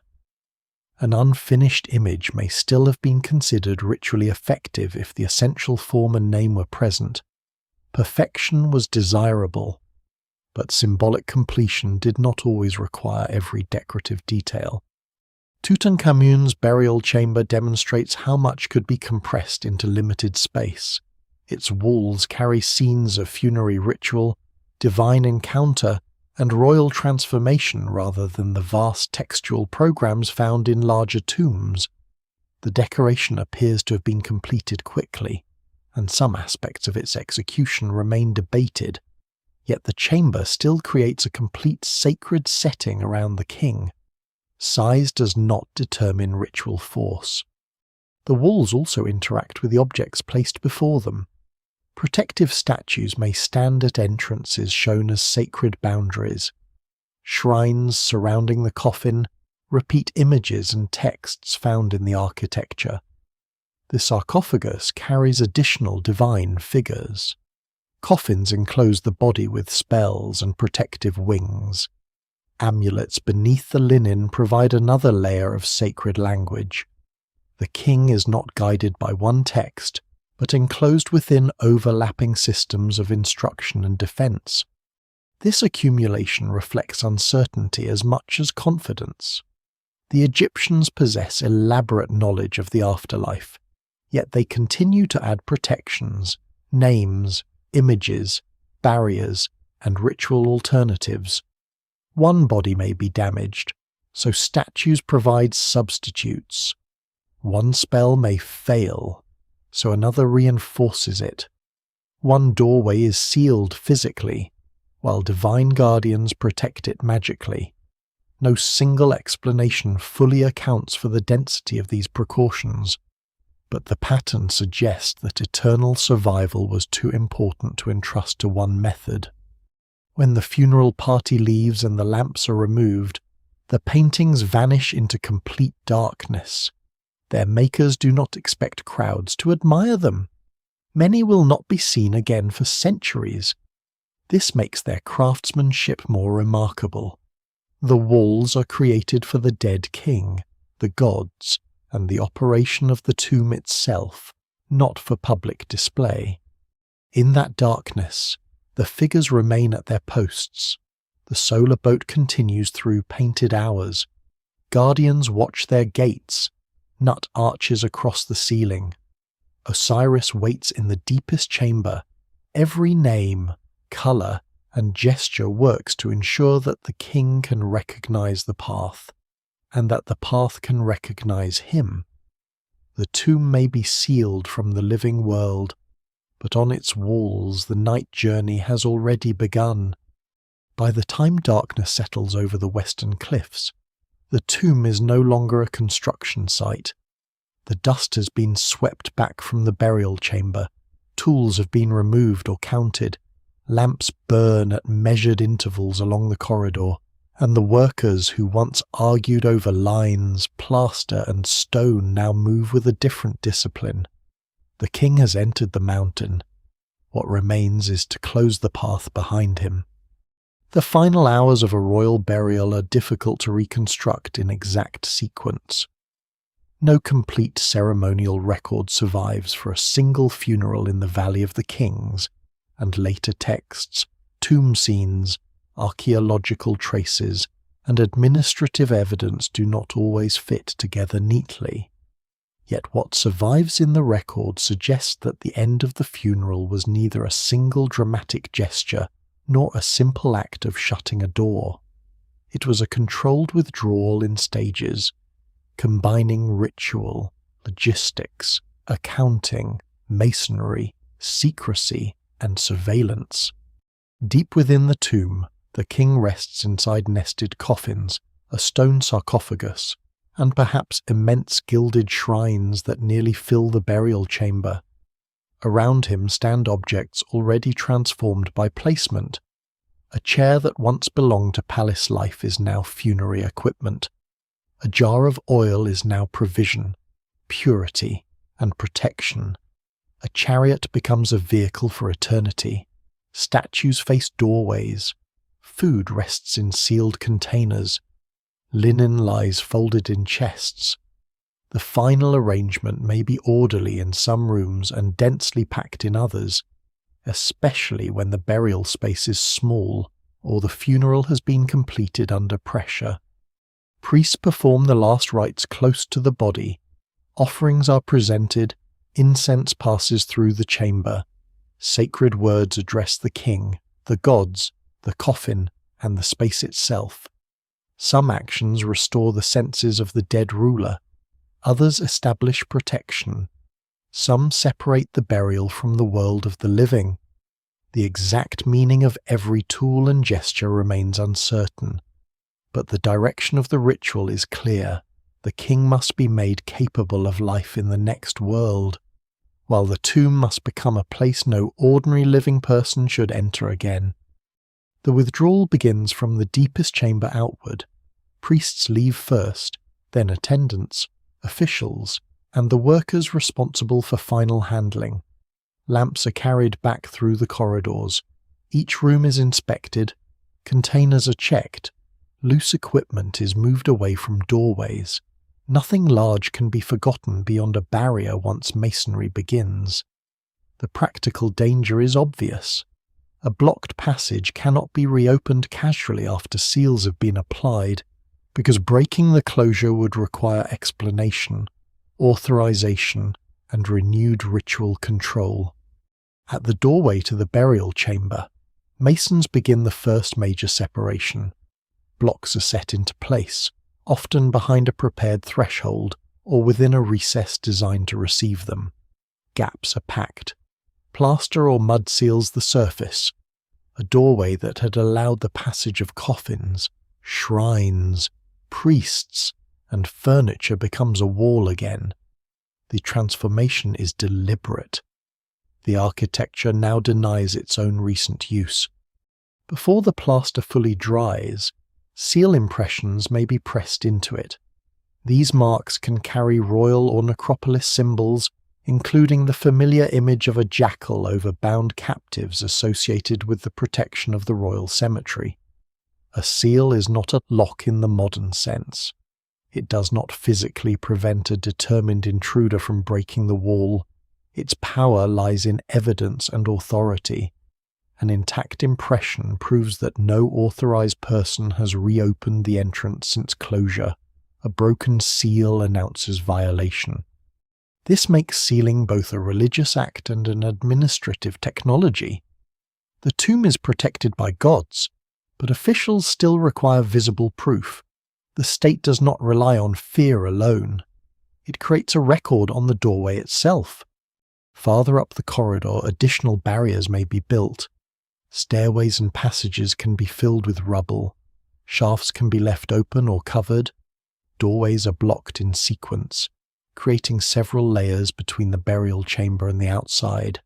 Not every tomb uses the same arrangement, and changing architectural traditions produce different security patterns. Some barriers are substantial, others appear more symbolic than truly defensive. Scholars still debate whether certain features were intended mainly to deter robbers, to control floodwater, to mark ritual boundaries, or to serve several purposes at once. The funeral party continues retreating.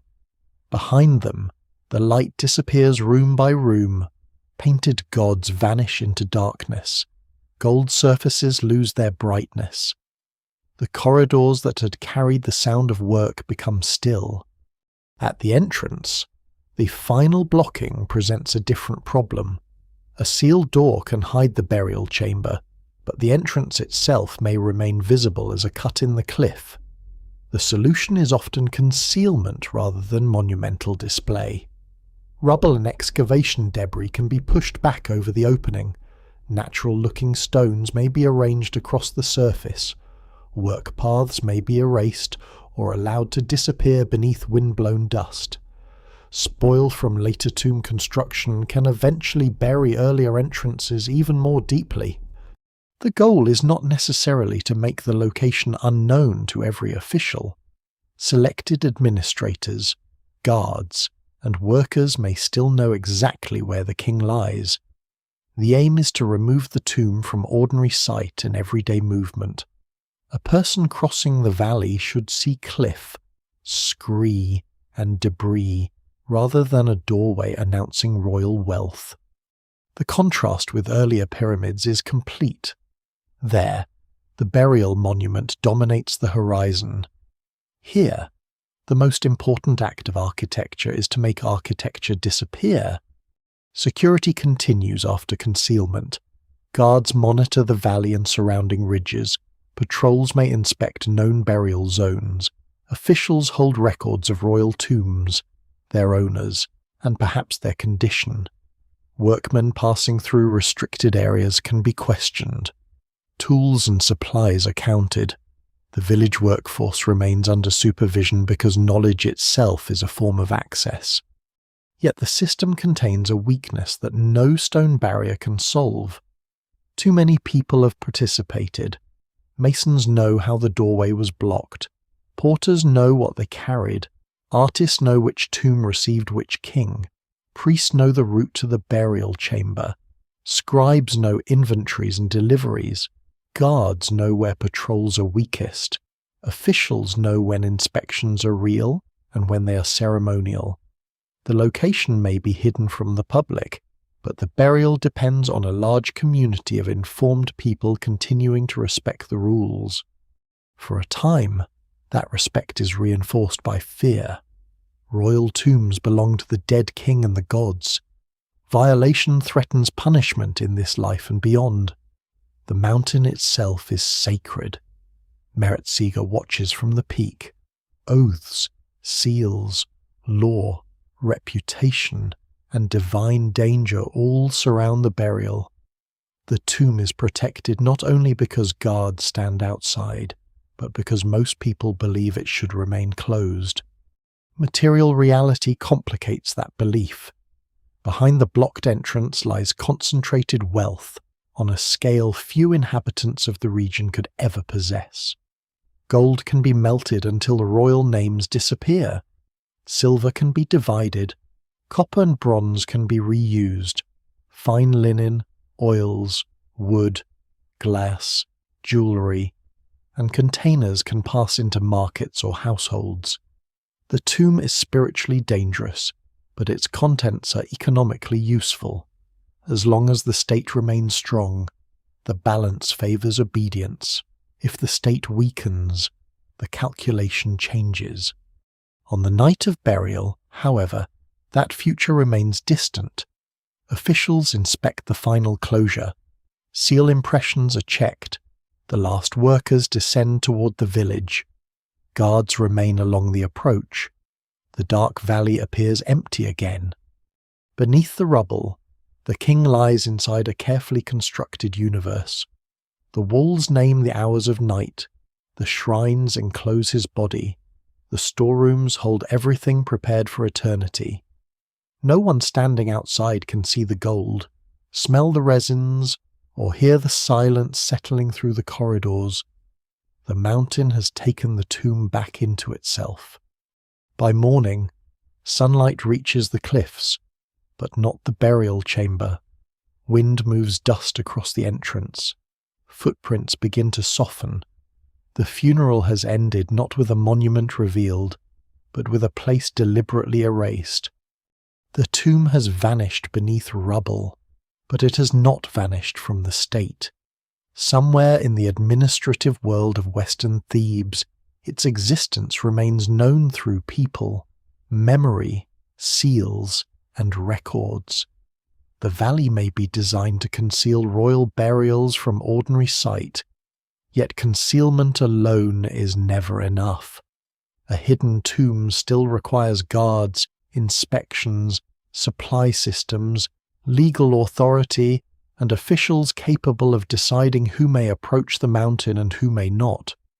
The royal cemetery functions as a restricted institution. Its boundaries are not marked by one continuous wall, but movement through the landscape is controlled by paths, checkpoints, guard posts, and the geography of the cliffs. The narrow approaches make observation easier. Watchmen positioned above the valley can see people entering from a distance. Guards patrol routes between tombs, workers' huts, storage areas, and the settlement beyond the ridge. Their presence does not make intrusion impossible, but it raises the cost of being seen where one does not belong. Access depends on identity and purpose. Tomb workers travel in organized groups. Officials arrive with authority. Porters carry recorded supplies. Priests enter during funerary preparation or approved rites. A solitary figure moving through the wadi with tools, rope, or baskets would attract attention, at least while the system is functioning as intended. The valley is remote, but it is not abandoned. Its isolation is supervised. The guards themselves occupy an uncertain position. They protect entrances, accompany inspections, and watch restricted zones. But they are also part of the same social world as the workers, porters, scribes, and officials. They have families, debts, loyalties, and vulnerabilities. Their effectiveness depends on regular pay and clear authority.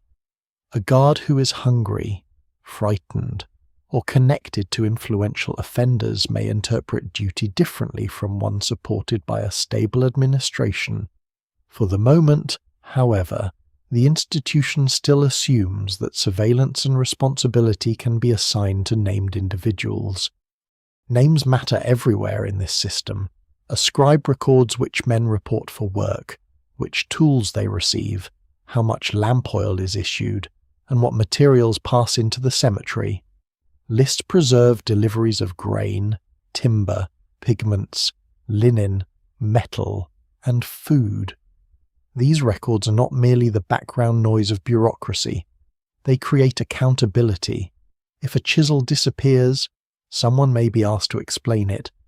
If a sealed doorway is found disturbed, officials need to know who had access to the area and when it was last inspected. Metal tools receive particular attention because they are valuable and because they can open stone. Copper alloy chisels are issued, weighed, repaired, and returned. The surviving documentation is fragmentary, and scholars still debate how consistently these procedures were enforced. But the principle is unmistakable. The state understands that control of tools is part of control of the tombs. A worker cannot easily cut through a blocking without equipment, time, light, and help.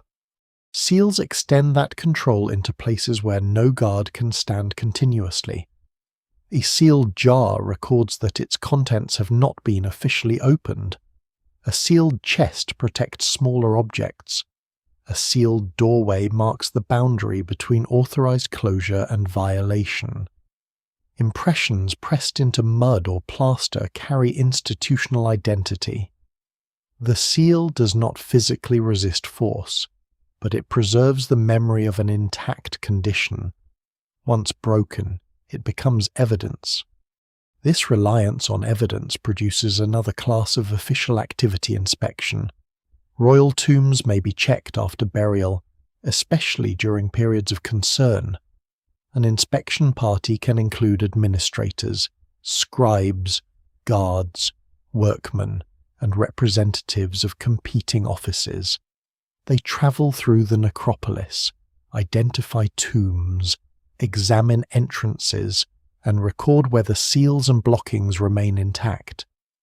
Their reports can distinguish between a tomb that appears undisturbed, one whose outer entrance has been damaged, and one that has been penetrated more deeply. The legal papyri that survive from the late New Kingdom show how formal such inspections could become.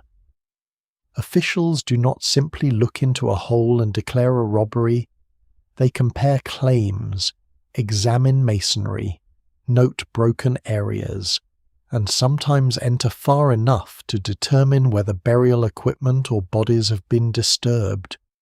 Their language is administrative, even when the subject is the violation of kings. A royal tomb becomes a case file. One of the most revealing documents, now known as the Abbot Papyrus, records an investigation into tomb robberies in the Theban necropolis. It preserves not only the condition of burial places but also tension between officials responsible for different districts. Accusations carry political weight. A report that tombs under one administrator have been violated can damage his authority. An official may therefore have reasons to minimize, exaggerate, or redirect blame. The document offers no simple window into perfect justice. It reveals a bureaucracy investigating itself. This is important because the guardians of the valley are not one united body. Responsibility is divided among offices: the mayor of the western side, necropolis administrators, police, temple personnel, scribes, and senior authorities may overlap or compete. Each controls information. Each can claim that another has failed. When an inspection party walks into the cemetery, it carries rivalries as well as measuring rods and writing equipment. The scribes are central to this world because they convert observation into official memory. A guard may see a broken seal, but the scribe records where, when, and under whose authority it was examined. A worker may confess, deny, or accuse another person, but the written statement allows the case to travel beyond the immediate scene. Records can be copied, summarized, stored, and presented to higher officials. The mountain holds the tombs. The archives hold the state's version of what has happened to them. Yet writing does not guarantee truth. Testimony can be coerced, confused, self-serving, or contradictory. Officials may protect allies. Accused people may name enemies or conceal partners. Records may preserve legal procedure without preserving the full reality behind it. Papyrus Maya A, for example, includes both convictions and acquittals, showing that an accusation did not automatically produce guilt. The evidence remains incomplete, and no single document allows modern scholars to reconstruct every robbery with certainty. The administrative system also preserves knowledge that could become dangerous. Tomb inventories reveal what objects were placed inside. Construction records reveal locations and plans. Work rosters identify people familiar with hidden entrances. Inspection reports confirm which tombs remain intact. Information gathered for protection can later guide intrusion if it reaches the wrong hands. Even the relabeling and repair of royal burials requires renewed access. Officials may reopen a tomb to restore damage, move equipment, examine a body, or respond to flooding. Each authorized entry breaks the ideal of permanent closure. New seals are applied, and another record is created, over generations. The distinction between preservation and disturbance becomes increasingly complicated. A doorway opened by priests may later resemble one opened by thieves unless inscriptions, seals, or internal evidence preserve the difference. The valley therefore survives through a chain of trust. Guards trust that wages will arrive.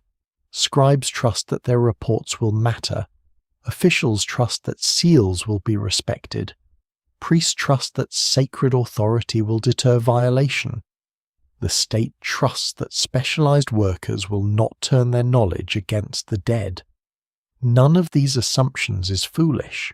For long periods, they work well enough to preserve the royal cemetery. But the system is vulnerable precisely because it is human. A seal requires someone to inspect it. A patrol requires food. A record requires honest reporting. A law requires power capable of enforcing it. When royal authority weakens, the tomb does not suddenly lose its stone walls. It loses the network that gives those walls meaning. For generations, the valley remains guarded by this combination of geography, religion, surveillance, and administration. The entrances stay concealed. The records stay within official hands. Patrols still cross the ridges. Inspection parties still carry out their duties. The kings remain behind their sealed doors. Then grain deliveries begin to fail more often. Offices compete more bitterly. Temple wealth becomes harder to protect. Guards and workers discover that sacred responsibility does not fill an empty storeroom. The first cracks in the royal system appear far from the burial chamber, but they will eventually reach every sealed doorway in the mountain. The cracks begin in places that seem far removed from the tombs. A ration arrives late. A shipment of grain is smaller than expected. A temple estate fails to deliver what it owes. A guard is reassigned. An official delays payment while blaming another office. None of these events opens a burial chamber by itself. Together, they weaken the invisible structure that has protected the valley for generations. By the late 20th dynasty, Egypt still possesses immense temples, trained scribes, experienced craftsmen, and the memory of earlier imperial power. Yet the state is under strain. Foreign territories once connected to royal wealth are harder to control. Internal resources are contested. Prices rise. Grain supplies become unreliable. Political authority is divided among royal, military, and priestly institutions whose interests do not always align. The pharaoh remains sacred, but sacred status cannot always guarantee that workers are fed or that officials obey one center of command. At Deir el-Medina, the problem is felt in the most practical way possible. The tomb workers depend on rations rather than their own fields. When grain deliveries fail, they cannot simply wait for conditions to improve. Their families still require food, oil, clothing, and fuel. The work stoppage under Ramesses III reveals that disruption is already serious enough for highly privileged royal craftsmen to leave their duties and appeal directly to administrators. The protest succeeds temporarily, but it does not remove the underlying weakness. A system that must repeatedly be reminded to feed the people, guarding royal eternity, is beginning to lose its balance. The crisis does not produce one sudden collapse. Institutions continue to function. Tombs are still built, records are still kept, priests still perform rituals, guards still patrol. The danger lies in the unevenness. One office may remain efficient while another becomes corrupt. One group receives rations while another waits. One official enforces regulations strictly while his successor sells access or ignores violations. The valley is not abandoned all at once. It becomes less predictable. That unpredictability changes the value of loyalty. A craftsman who once expected regular payment and lifelong employment may now face shortages, debt, and uncertainty. A guard may discover that his superiors are taking bribes. A scribe may see records altered to protect influential men. A porter may know that temple storerooms contain wealth, while his own household lacks grain. None of this proves that hardship automatically turns workers into robbers. Most people under pressure do not violate royal tombs. Scholars still debate the relative importance of poverty, opportunity, organized corruption, and political protection in individual cases. What survives in the record suggests that robbery became possible when several of these conditions overlapped. The tombs themselves offer an almost unbearable contrast. Behind sealed walls lie gold, silver, copper, bronze, fine linen, oils, incense, glass, furniture, and containers filled with valuable substances. Some objects have no use outside a royal burial unless they are altered. But alteration is easy. Gold can be melted. Names can disappear in fire. Wood can be stripped of gilding. Metal fittings can be removed from coffins and shrines. Oil can be poured into new jars. Linen can be reused. A sacred object can become raw material in a few hours. The people most capable of exploiting this wealth are not outsiders wandering blindly through the desert. They are men who know the landscape, the work schedules, the old tomb locations, and the structure of blocking walls. Some may have worked in the necropolis.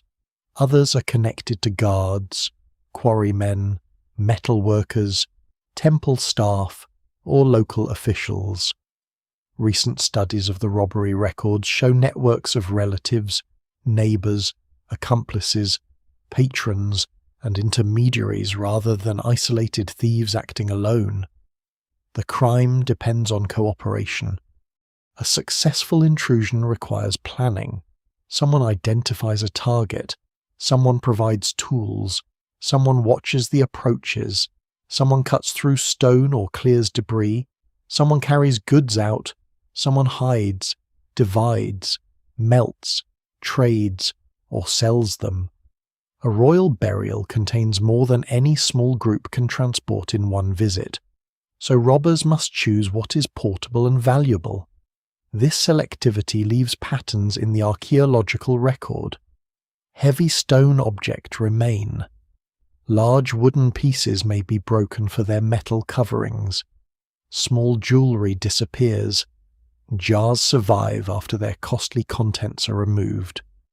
Corruption gives the network protection. A guard may accept a share. An official may suppress an investigation.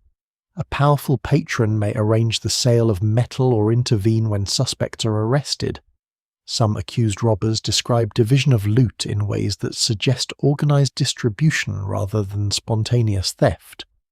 The evidence is shaped by interrogation and cannot be accepted uncritically, but the repeated appearance of family ties, official connections, and shared profits points toward a social system surrounding the crime. Political rivalry makes investigation even more difficult. Officials responsible for different parts of Thebes accuse one another of negligence or dishonesty. An inspection report can become a weapon. Proving that tombs under a rival's authority have been violated damages his standing. Denying a robbery can protect an office, but acknowledging one may justify further investigation or intervention. The dead kings become entangled in disputes among the living. At the same time, the boundary between theft and official recovery begins to blur. When a tomb has already been opened or damaged, authorities may remove valuable materials to prevent further loss. Coffins can be stripped, repaired, or reused. Mummies can be rewrapped and moved. Gold and other materials may be taken into institutional control, though how much was preserved, redistributed, or diverted remains uncertain. Later priests sometimes leave notes identifying royal bodies and recording restoration. Their actions are protective, but they also dismantle the original burial. This ambiguity is central to understanding the empty valley. Not every missing object passed through the hands of a criminal gang. Some were removed by state agents. Some were transferred to other burials. Some were destroyed by flood, fire, decay, or later excavation. Others may have been taken during authorized operations whose records no longer survive.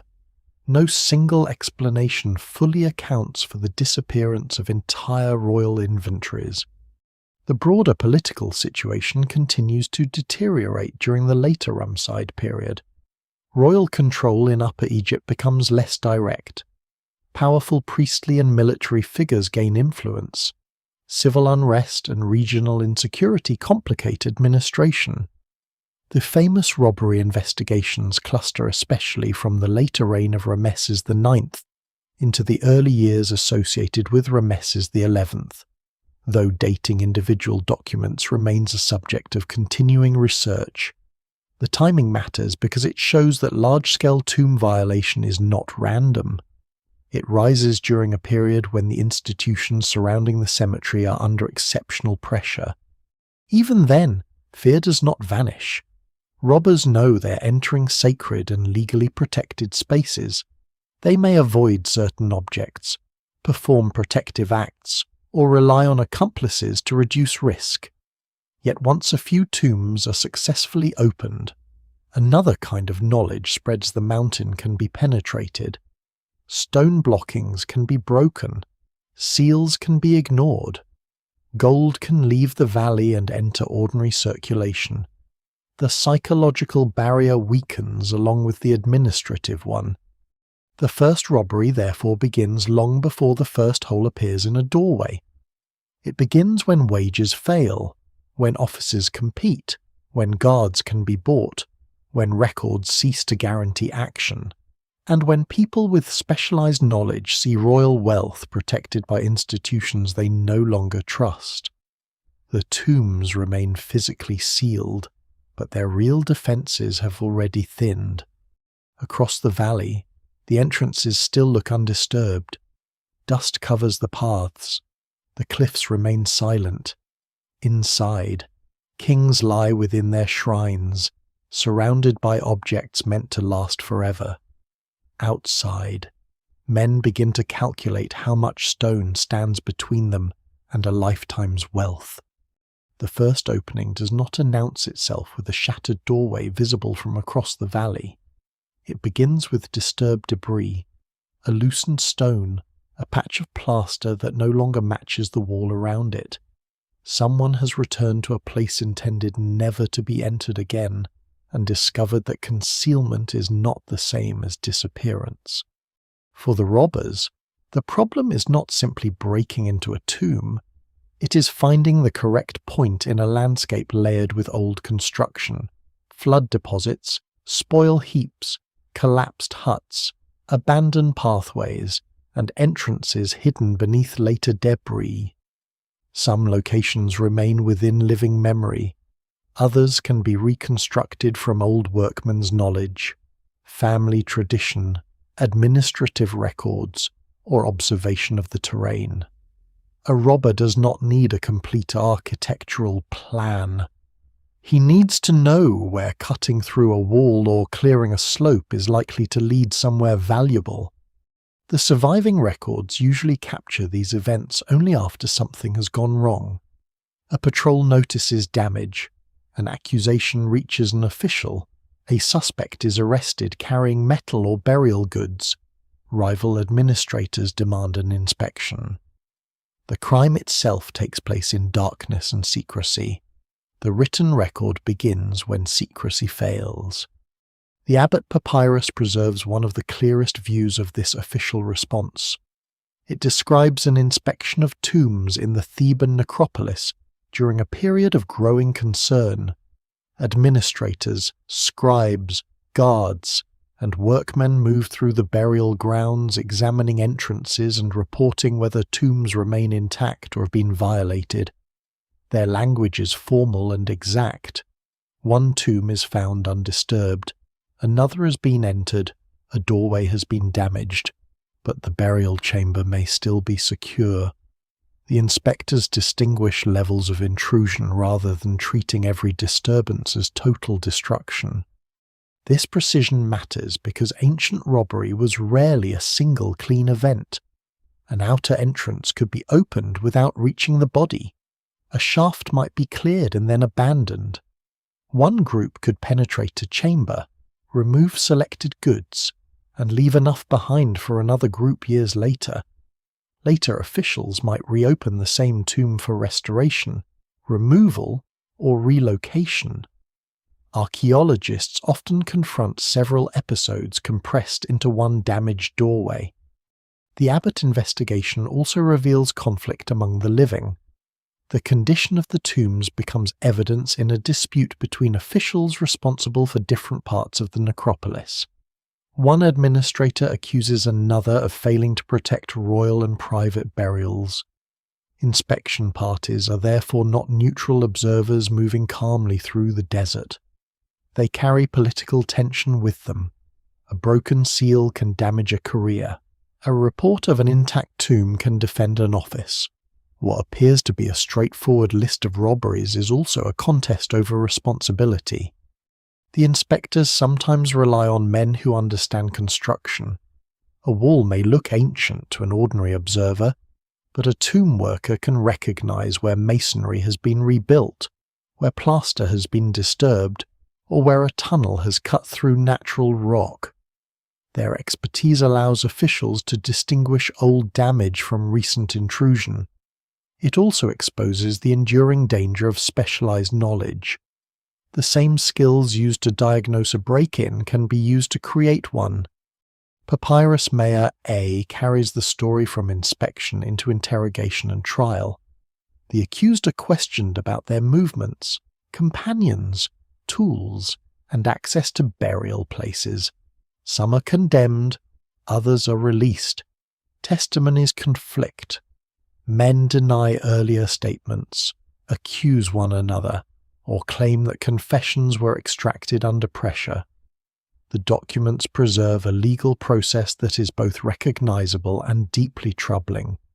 Officials seek names and networks, but the methods used to obtain them can distort the truth. This uncertainty does not make the records useless. It requires careful reading. A confession may contain genuine knowledge of a tomb, even if parts of the account are exaggerated or coerced. Repeated names across documents can reveal associations. Details about dividing metal, transporting objects, or entering specific burial places can be compared with archaeological traces. No single testimony is complete, but several imperfect sources can reinforce one another. Papyrus Maya B is especially important because it concerns the tomb of Rameses VI, now known as KV9. The text records a confession connected with an intrusion into that royal burial. The accused describe entering the tomb and finding metal objects and other property that were later divided. The account is brief compared with the grandeur of the monument, yet its very plainness is revealing. A king's eternal house has become the site of a practical theft, carried out by identifiable men who discuss shares. KV9 itself occupies a prominent position in the main valley. Its entrance lies above the tomb of Tutankhamun, and debris from its construction helped conceal KV62 below. This accidental protection is one reason Tutankhamun's burial survived more intact than most. The irony is severe. The building of one royal tomb helped hide another, while the later robbery of KV9 demonstrates how vulnerable even a visible and monumental burial could become. Archaeological evidence inside robbed tombs often confirms that intruders did not move randomly. Blockings are pierced at points where experienced workers would expect passages or chambers beyond. Tunnels may follow the edges of doorways rather than cutting through the strongest center. Holes are sometimes just large enough for a person to crawl through. In other cases, an entire closure is dismantled. These choices suggest knowledge of masonry and an effort to reduce time, noise, and labor. Robbers also leave behind the evidence of haste: broken containers, dropped beads, fragments of gilded wood, scraps of linen, and displaced objects remain along escape routes. A chest may be forced open and abandoned. A heavy item may be damaged while its valuable fittings are removed. Footprints and tool marks rarely survive clearly after centuries of later disturbance, but the distribution of fragments can still trace movement through the chambers. In some tombs, the body itself has been disturbed while the surrounding architecture remains largely intact. In others, storerooms are cleared while parts of the burial chamber survive. This variation suggests different priorities, different levels of access, and perhaps different groups. The first intruders may have taken the most obvious portable wealth. Later visitors, finding little gold remaining, may have searched for hidden jewelry within wrappings, metal fittings beneath plaster, or valuables overlooked in side rooms. The official records show that the state understood the threat in social terms as well as physical ones. Investigators ask not only who entered the tomb but who helped, who received a share, who knew about the crime, and who benefited from the sale. A break-in is not treated as the work of one desperate man. It is a networked offense involving information, labor, transport, and distribution. Yet the records also reveal the limits of enforcement. Arresting a few suspects does not restore a stripped burial. Recovering a piece of copper does not replace a gilded shrine. Even a successful trial cannot erase the knowledge that other tombs remain vulnerable. Once officials prove that a royal chamber has been reached, the entire necropolis becomes more difficult to defend. The first open tomb therefore changes the valley in a way no inspection report can fully describe. It demonstrates that royal seals can be broken, that sacred fear can be overcome, and that the mountain contains wealth accessible to organized men with time and knowledge. Every later robbery begins with that lesson. Behind the legal language, the broken plaster, and the lists of accused names lies a profound transformation. A place created to remove kings from ordinary human reach has been pulled back into the world of hunger, profit, rivalry, and opportunity. The dead have not yet been completely stripped, but the boundary between their eternal chambers and the living city has been breached. Once the robbers are inside, the tomb becomes a problem of selection. They cannot carry an entire royal burial into the night. Stone sarcophagi weigh too much, gilded shrines are too large, chariots, beds, and ceremonial furniture crowd the rooms but cannot be removed quickly without attracting attention. The intruders therefore strip the burial according to value, portability, and the ease with which sacred objects can be converted into ordinary wealth. Their choices leave behind a pattern that archaeologists can still recognize thousands of years later. Metal comes first. Gold is ideal because it is concentrated value, easy to divide, and almost impossible to trace after melting. A royal name engraved on a bracelet can disappear in a crucible. Thin gold leaf can be scraped from wood, gathered in small quantities, and carried beneath clothing. Silver, rarer than gold in some periods of Egyptian history, is equally attractive. Copper and bronze are less precious but still useful, especially in an economy where metal can be reforged into tools, vessels, fittings, or weapons. The robber looks at a coffin differently from the priest who sealed it. The priest sees a protective body covered with divine images. The intruder sees gold foil, metal nails, inlaid eyes, valuable stones, and fittings that can be removed. A gilded shrine may be too large to move, but its surface can be cut, peeled, or burned away. Wooden furniture can be broken apart to reach metal attachments. Statues can lose crowns, staffs, jewelry, and eyes while the heavier core remains behind. This destruction is often systematic rather than impulsive.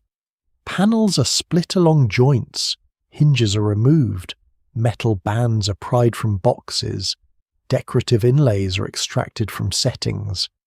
The robbers know that the royal object has greater value after its identity has been dismantled. A complete throne bearing the king's name is dangerous to sell. Gold, glass, wood, and bronze separated into anonymous materials can move through ordinary networks. Jewelry requires a more invasive search. Some pieces lie in chests or on shelves, but the most valuable amulets and ornaments may be wrapped directly onto the body. Reaching them means disturbing the coffin and mummy. The intruders open nested containers, cut through linen, and search between layers where embalmers placed rings, pectorals, scarabs, bracelets, finger coverings, and protective plaques. The body that priests assembled as an eternal royal form becomes an obstacle between the thieves and concealed wealth.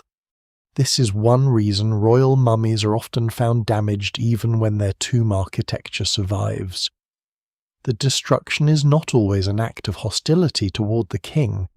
It is frequently the physical result of searching for objects hidden within the wrappings. The dead ruler's limbs, torso, and head may be disturbed as jewelry is removed. Later priests attempt to repair some of this damage, rewrapping bodies and adding identifying labels, but their interventions make the original sequence harder to reconstruct. The evidence remains incomplete because multiple episodes can overlap. One group may remove jewelry soon after burial, another returns generations later for coffin metal. Officials may later recover the body, strip damaged wrappings, and transfer it elsewhere. Modern excavators then encounter the final condition without a complete record of every stage. No single explanation fully accounts for every broken mummy or empty coffin. Perfumes, oils, and resins are another major target. These substances are valuable, portable, and immediately useful. A beautifully carved stone jar may survive because the robbers want its contents more than the container. Stopper seals are broken, and liquids are poured into smaller vessels for transport. Even after centuries, traces inside surviving jars show that the tomb once held a sensory richness, now almost entirely lost fragrant oils, unguents, incense, and aromatic compounds that filled the sealed chambers with scent. Glass is also prized. In the New Kingdom, Fine glass is costly and technically sophisticated. Small vessels, inlays, beads, and coloured elements can be removed and traded. Some pieces imitate precious stones, others have value in their own right. Because glass can shatter during hurried handling, fragments left on floors may mark the route of intrusion. Fine linen offers less concentrated wealth than gold but has many uses. Robbers can take folded garments, sheets, bandages, and stored cloth. Linen around the mummy may be cut away while jewellery is sought, then removed for reuse if it remains clean enough. Textiles rarely survive well outside dry tomb conditions, so their loss is especially difficult to measure. An empty chest may once have contained dozens of garments, now represented only by labels or scraps. Food and wine occupy a more uncertain place. Some supplies may have spoiled before the tomb was entered, others could still be taken, especially oils, dried goods, or sealed wine. Yet robbers seeking maximum value under time pressure are more likely to prioritize metal, jewellery, perfume, glass, and fine textiles. Heavy jars of ordinary provisions may remain because their contents are not worth the difficulty of transport. Small objects disappear almost completely. Rings, beads, amulets, tools, cosmetic equipment, seal stones, and precious fittings can be hidden and carried with little effort. Their absence distorts modern understanding because archaeology often preserves the large things that thieves could not remove. A stone sarcophagus survives, so it dominates the chamber. The hundreds of smaller objects once surrounding it vanish, making the burial seem emptier and simpler than it originally was. Transport requires discipline. Goods are wrapped in cloth or placed in baskets. Metal may be divided before leaving the tomb so that no single person carries everything. The route through sloping corridors and narrow holes is dangerous. A large bundle can snag on rough stone. A jar can break. Noise can carry through the valley at night. Accomplices outside may watch for guards while others receive the loot and move it toward houses, workshops, or hidden storage places. Division follows. Confessions and legal records suggest that shares were distributed among participants, though not always equally. The person who supplied information may receive a portion. The men who cut through the blocking expect payment. Guards or protectors may take their share. A patron with influence can claim more than the labourers who entered the chamber. Disputes over division create one of the greatest risks to the group, because an angry accomplice can expose the entire network. The loot must then lose its royal identity. Gold is melted, copper is reforged, wood is burned or stripped, linen is cut and reused, oils are transferred into new containers, stones are removed from settings. Once transformed, the material enters markets and households far from the tomb. A bracelet made for a king may survive only as part of another object whose owner never knows its origin. Not all destruction is profitable. Fire sometimes appears in robbed tombs, perhaps used to provide light, burn coffins, separate gilding from wood, or conceal evidence. In other cases, later accidental fires complicate the picture. Soot, charred fragments, and heat-damaged surfaces must be interpreted cautiously because the presence of burning does not automatically reveal who caused it or why. The robbers also make mistakes. A heavy chest is opened but not emptied. A valuable object remains hidden beneath debris. Jewellery falls into a crack. A sealed side chamber escapes notice. Tutankhamun's tomb appears to have been entered in antiquity more than once. Yet the intruders removed only part of its contents before the entrance was resealed and later buried beneath debris. Their failure, combined with accident and later construction, preserved the closest surviving approximation of a royal burial assemblage. Most tombs are less fortunate. Repeated visits reduce them layer by layer. The first group takes obvious gold and oils, the next searches for hidden jewellery. Later intruders strip copper and reusable wood. Official teams eventually remove bodies, coffins, or remaining valuables. By the time the chambers fall silent again, only stone, fragments, dust, and traces of missing objects remain. This is how looting changes the archaeological record. It does not merely remove treasure, it destroys relationships between objects, bodies, rooms, and rituals. A necklace separated from a mummy loses its exact position. A jar removed from a storeroom loses its connection to a label. A statue taken from a doorway loses its protective role. The greatest loss is not the market value of what disappeared, but the structure of meaning that once held the burial together. The empty tomb is therefore not the original monument. It is the final residue of many acts of selection, dismantling, transport, reuse, and forgetting. What remains is shaped as much by what robbers could not carry as by what the ancient Egyptians intended to preserve. By the time priests enter some of the royal tombs, they are no longer preserving untouched burials. They are entering damaged places. Seals have been broken, coffins have been opened, gold has been stripped from wood, mummies have been searched for jewellery and left exposed among torn wrappings. Storerooms stand partly emptied, while fragments of furniture, shattered jars, beads, resin, linen, and gilded plaster lie across the floors.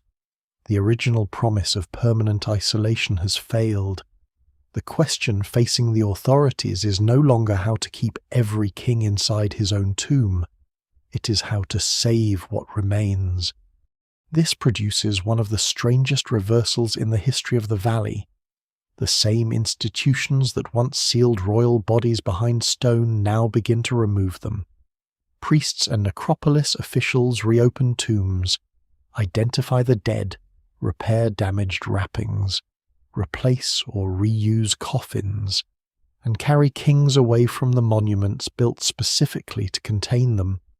The act resembles another robbery from a distance. Doorways are broken, objects are taken, bodies disappear, yet the purpose, at least in part, is protection. No complete administrative record survives for the entire operation. The relocations occur across years, perhaps generations, during a period of political instability and repeated theft. Scholars still debate the chronology of individual transfers and the degree to which preservation, economic recovery, and institutional self-interest overlapped. What survives in the record suggests an organised response, but not necessarily one guided by a single plan from the beginning. The first step is identification. A royal mummy may no longer rest inside its original coffin. Names may have been removed, altered, or obscured. Wrappings can be damaged.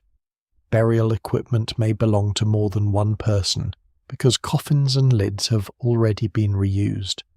Priests rely on inscriptions, physical examination, surviving labels, and knowledge preserved within the necropolis administration. They sometimes add short notes to the linen or coffin, recording that a king has been inspected, rewrapped, or transferred. These restoration dockets are among the most haunting texts from the valley. They do not speak in the grand language of cosmic rebirth. They record practical intervention.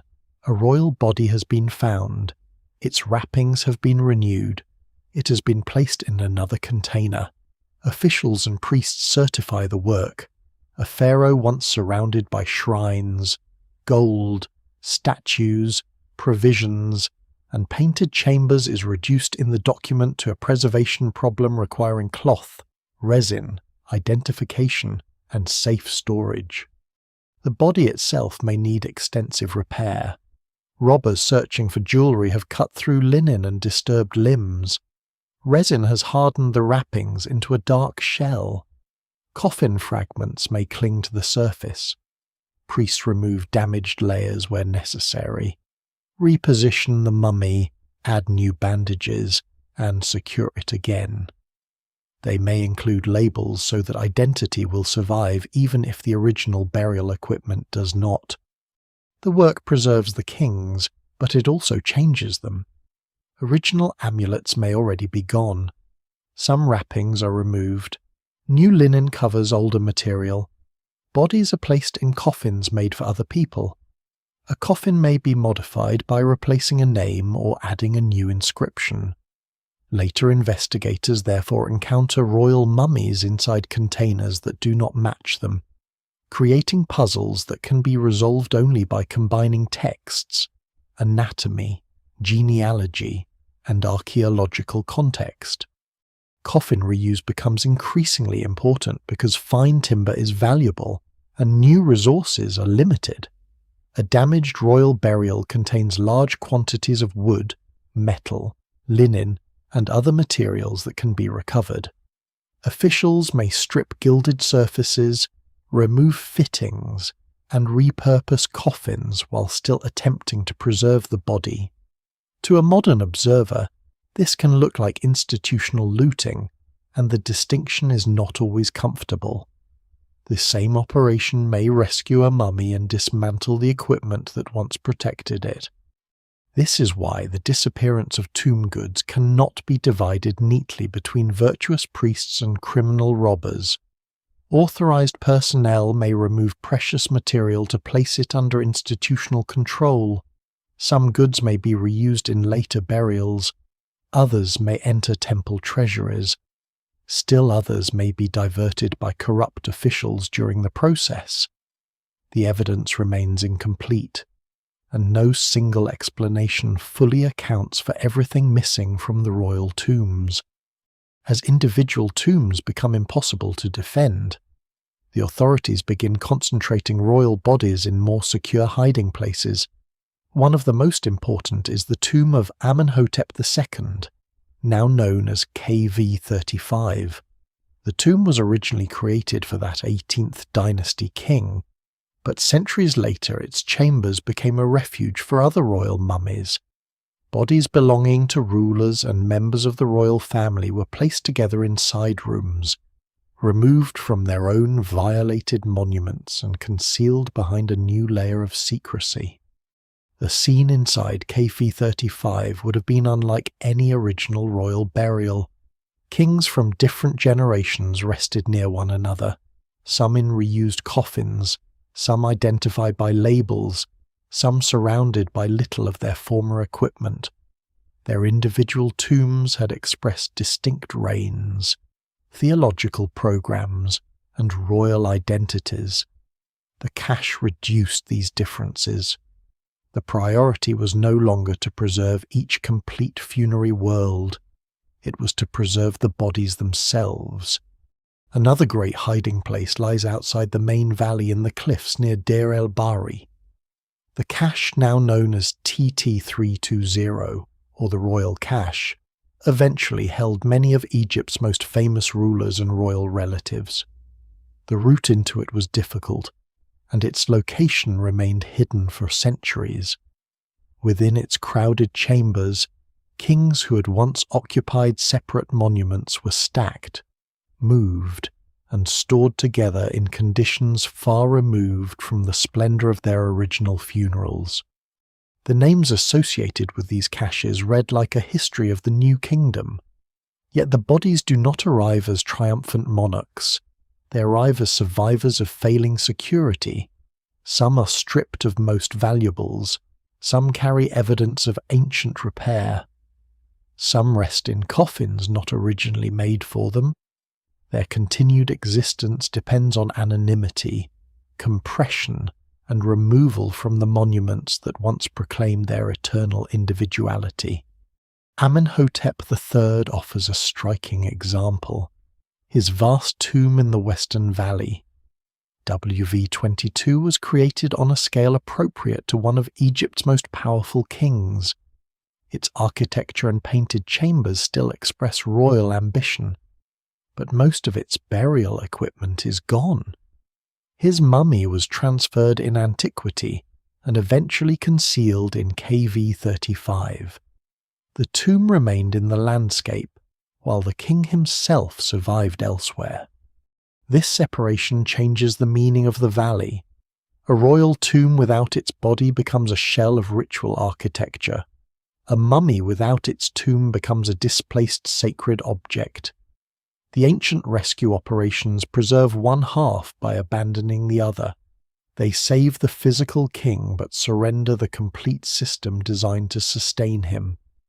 The priests may have believed that identity, proper wrapping, divine protection, and continued concealment were enough to maintain royal existence under emergency conditions. A body in the wrong coffin and the wrong tomb was still better than a body left exposed to repeated robbery.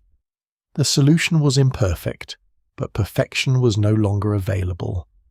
The relocation teams work in secrecy because the caches themselves will fail if their locations become widely known. Bodies must be carried through the necropolis, perhaps at night or under official guard. Coffins move along paths once used for funerals, but the procession is reversed. The king is not entering his eternal house, he is leaving it. There is no public ceremony celebrating this second burial. No new mortuary temple announces the transfer.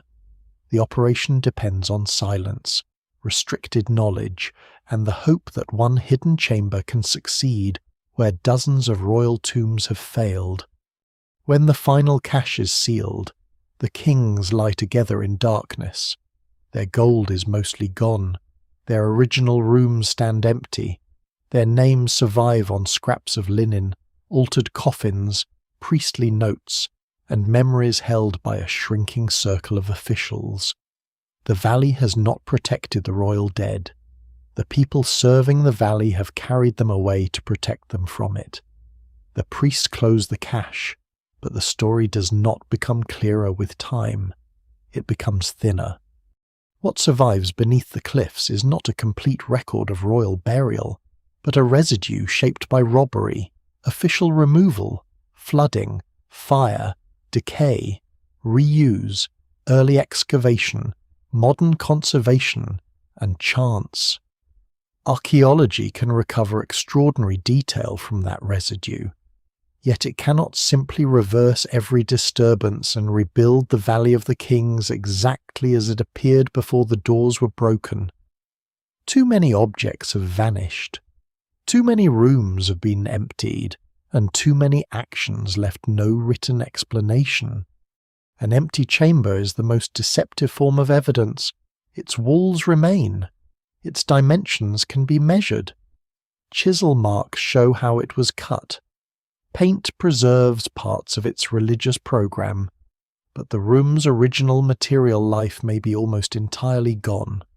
A low stone bench could have supported boxes, statues, jars, or folded textiles. Holes in the floor may mark wooden supports, later damage, or ancient repairs.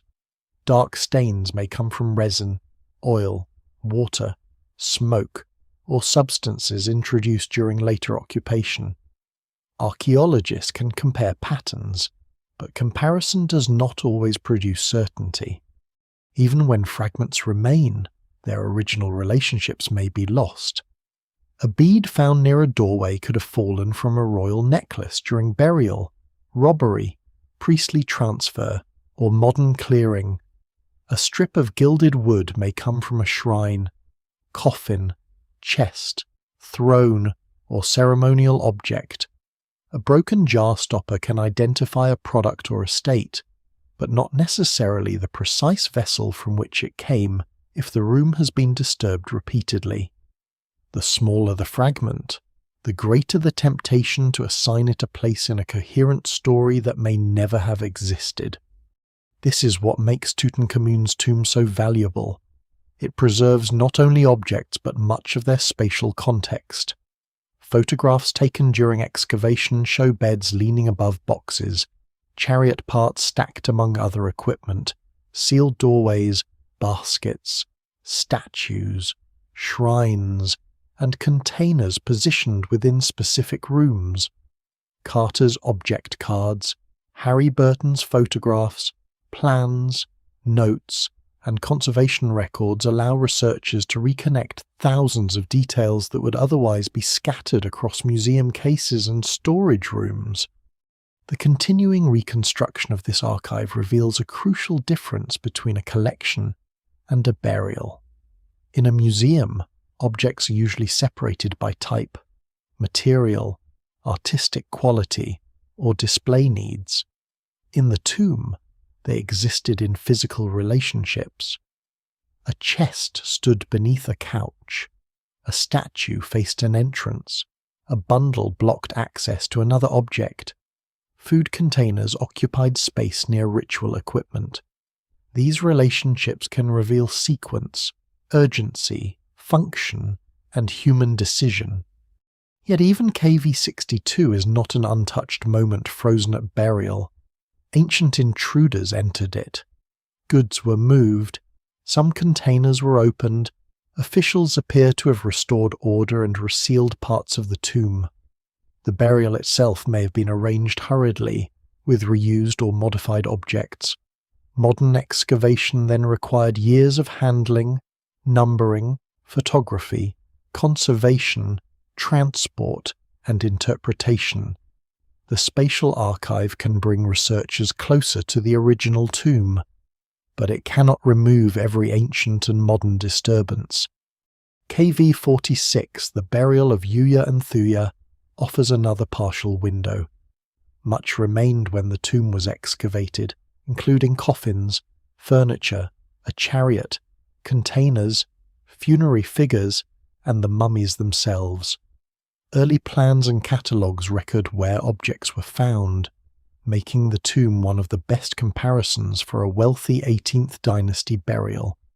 But it too had been entered in antiquity. Certain goods were removed, containers were disturbed, and the original arrangement was no longer complete. Its value lies not in perfection but in preserving more of the system than most tombs do. Other burials offer only fragments of that system. In one tomb, the sarcophagus survives but not the coffin. In another, a few jar labels remain without the jars. Elsewhere, gold leaf clings to the floor where a wooden shrine once stood. A handful of Shabti figures may represent hundreds originally deposited. Small pieces of chariot leather can imply an entire vehicle. Archaeologists rebuild lost inventories from these traces, but the result is a range of possibilities rather than a single certain picture. Organic materials are especially vulnerable. Food decays, oils evaporate or are stolen, wood is burned, eaten by insects or reused, linen is removed, cut, or reduced to dust. Flowers and plant offerings survive only under favourable conditions.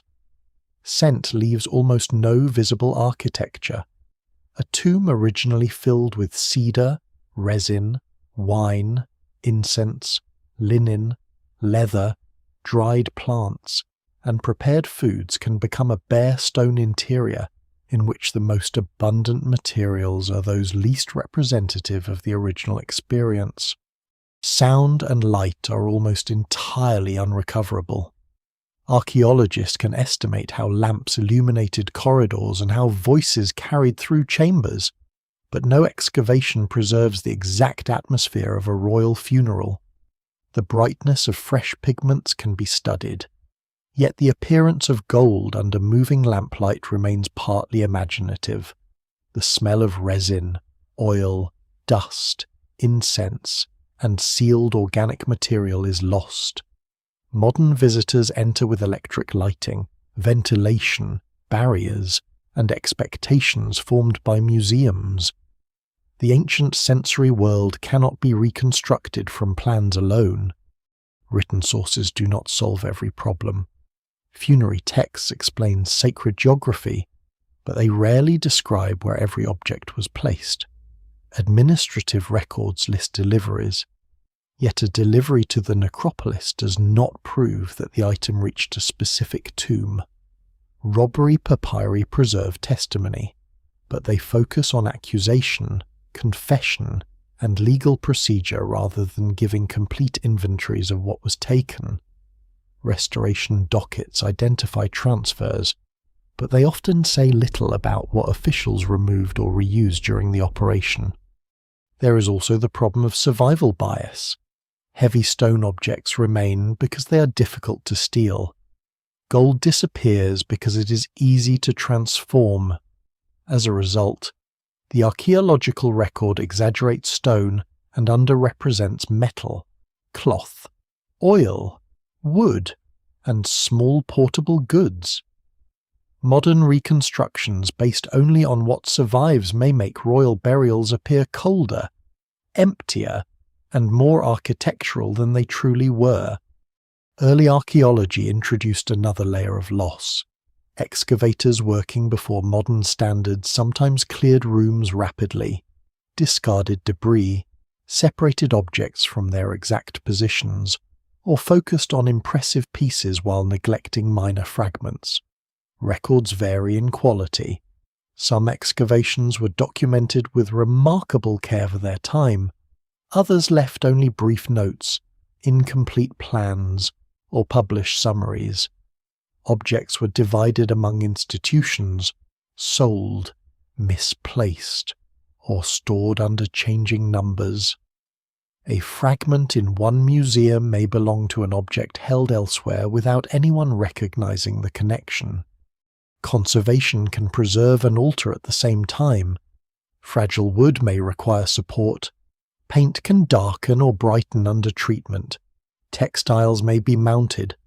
Broken pieces are sometimes reassembled according to the best available interpretation. These interventions are necessary, but they become part of the object's history. Researchers must distinguish ancient manufacture, ancient damage, excavation repair, and modern restoration, often on the same surface. Natural disaster complicates the record further. Flooding can move debris through corridors, dissolve plaster, transport fragments between rooms, and erase footprints or deposits. The tomb associated with Thutmose II in the Western Wadis appears to have suffered serious ancient flood damage, after which burial material was probably relocated. In such cases, an empty chamber may reflect rescue after catastrophe rather than theft. Water can imitate disorder caused by humans, while later human action can remove evidence of the flood. Archaeology therefore works through probabilities. A pattern of missing metal fittings suggests systematic stripping. A resealed doorway indicates intervention after intrusion. Labels and reused coffins can trace royal mummies across the necropolis. Spatial data can reveal which rooms served storage, burial, or ritual functions.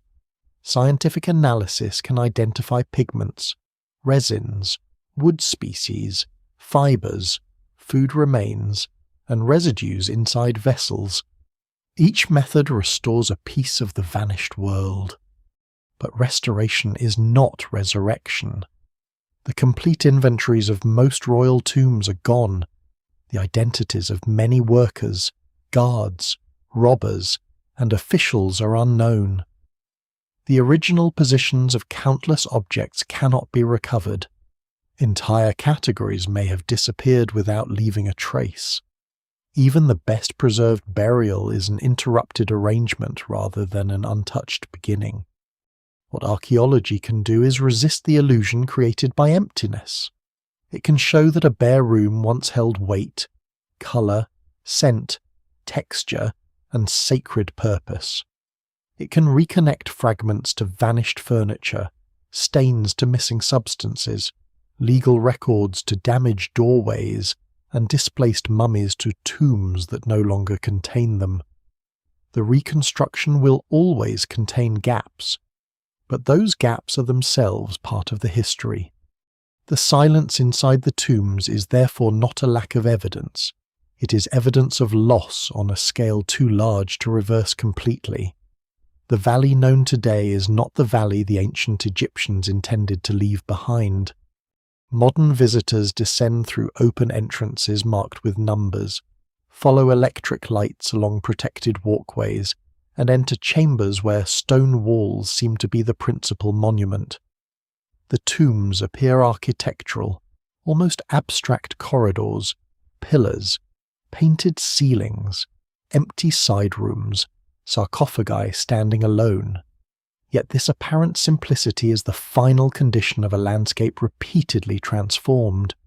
Before the looting, these chambers were crowded with bodies, coffins, shrines, furniture, textiles, food, oils, weapons, statues, tools, vehicles, and sealed containers.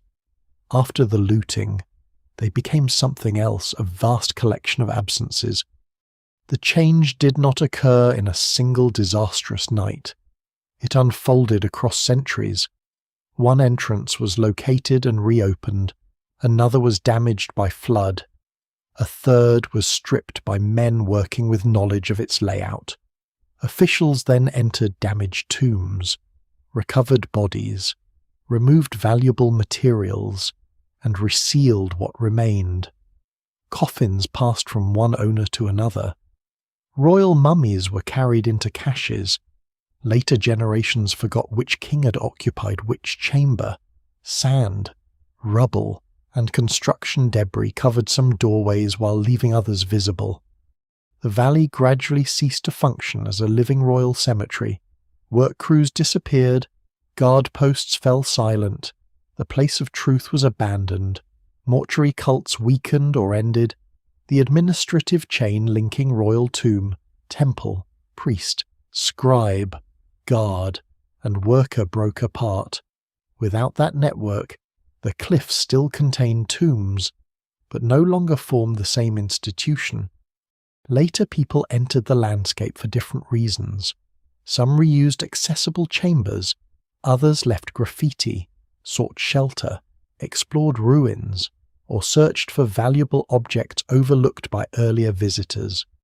Christian communities occupied parts of the Theban necropolis during later periods, adapting ancient spaces to new lives and beliefs. Travellers passed through. Local knowledge preserved some entrances while others vanished beneath debris. The valley accumulated layers of use that its original builders could never have anticipated. The kings themselves became separated from their monuments. Amenhotep III no longer rested in the great burial prepared for him. Rameses II survived not in his own tomb, but among other relocated rulers. The bodies preserved in caches maintained names and physical identities, while losing most of the material worlds once built around them. Their original tombs remained as enormous empty signatures in the rock. This separation created one of archaeology's deepest distortions. The tomb could be studied without the king, and the king could be studied without the tomb. Architecture, mummy, coffin, and equipment entered different histories. Some objects moved into museums. Some remained in storage. Some disappeared into melting pots in antiquity. Some may still lie unidentified in collections, separated from their original context by excavation, sale, or incomplete documentation. Tutankhamun became famous largely because accident preserved relationships that had vanished elsewhere. Debris from the construction of KV-9 helped cover his entrance. Workmen's huts later occupied the area above it. Ancient robbers entered but failed to clear the burial completely. Officials resealed the doorway. Then the tomb slipped from effective memory. When it was found in the 20th century, the discovery seemed miraculous because the rest of the valley had trained the modern world to expect emptiness. KV-62 did not contain the largest royal tomb, the longest reign, or the most powerful king. It contained something rarer context.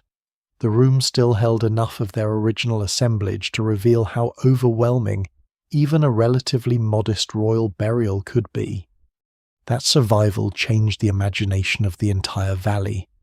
Every bare storeroom could now be mentally repopulated. Every isolated sarcophagus implied missing coffins, shrines, ornaments, and ritual equipment. Every empty niche suggested a statue. Every stain or fragment became evidence of something once present. Tutankhamun did not prove that all royal tombs were identical to his, but he destroyed the illusion that their current emptiness reflected their original condition. KV-46 reinforced the lesson from another direction. The burial of Yuya and Thuya showed how a wealthy non-royal or near-royal tomb could still preserve furniture, coffins, chariot equipment, containers, and bodies after ancient intrusion. The tombs of the valley differed in scale, date, ownership, and arrangement, but their surviving contents point consistently toward material abundance rather than austerity. The discovery of caches added another layer. The apparent absence of royal mummies from their tombs did not always mean total destruction. Some had survived because ancient priests removed them. The rescuers failed to preserve complete burials, but they preserved individuals who would otherwise have been lost. Their actions created confusion for archaeology, while ensuring that the faces, bones, injuries, diseases, embalming methods, and family relationships of several rulers could still be studied. Modern science has continued to extract information from what remains. Imaging reveals objects beneath wrappings and injuries beneath skin. Chemical analysis identifies resins and pigments. Botanical study reconstructs offerings. Wood analysis traces imported materials. Residues in vessels indicate oils, wine, or food. Digital archives restore links between photographs, excavation cards, plans, and museum objects. Three-dimensional recording can preserve chamber surfaces and spatial relationships with a precision unavailable to earlier excavators. Yet greater technical power does not remove the central uncertainty. Scholars still debate the original use of particular rooms, the sequence of some disturbances, the identities of certain mummies, and the motives behind official dismantling. A scientific test can identify a substance, but not always explain why it was placed in that exact location. A broken doorway can reveal entry, but not the names or intentions of every person who crossed it. The valley continues to offer answers that create new questions. Its modern appearance also carries the effects of tourism. Footsteps, humidity, dust, artificial light, and changes in airflow affect fragile paintings and plaster. Conservation teams must protect tombs from the very attention that ensures their continued study and funding. Barriers, ventilation, replica spaces, monitoring equipment, and restricted access now form another protective system around the royal dead. This system differs from the ancient one, but the underlying problem is familiar. How can a place be made accessible without being destroyed by access? How can knowledge be shared without sacrificing the object that produces it? Ancient officials tried to preserve tombs through secrecy and restricted movement.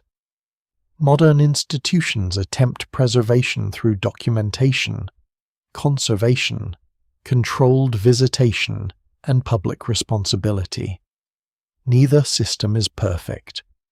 The valley's legacy therefore lies not only in its kings or its treasures, it lies in the evidence of how societies remember, forget, protect, exploit, and reinterpret the dead.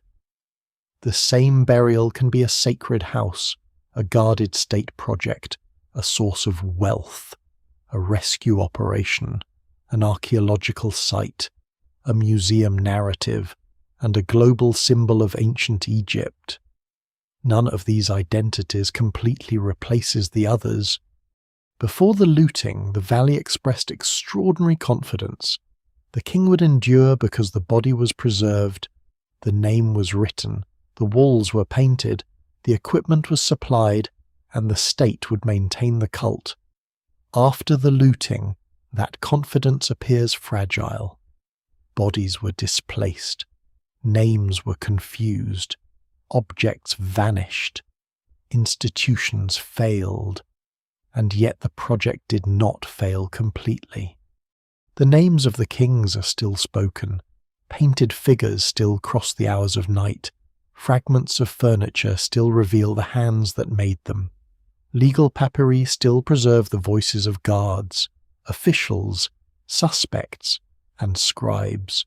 Mummies rescued in antiquity still carry the physical history of royal families. Archives now reconnect objects dispersed across the modern world. The valley was altered beyond recognition, but not erased. Its survival rests on an unlikely combination of ancient belief, criminal selection, priestly intervention, geological accident, desert preservation, archaeological care, and simple chance. What thieves ignored, priests moved, what priests abandoned, rubble concealed, what rubble protected, archaeologists eventually found. The result is incomplete, contradictory, and more revealing than a perfectly preserved cemetery might have been. In one important sense, it records not only how the Egyptians buried their kings, but what happened when the promise of eternity met the pressures of human history. The sun is lowering again over the western cliffs. From a distance, the valley appears almost unchanged.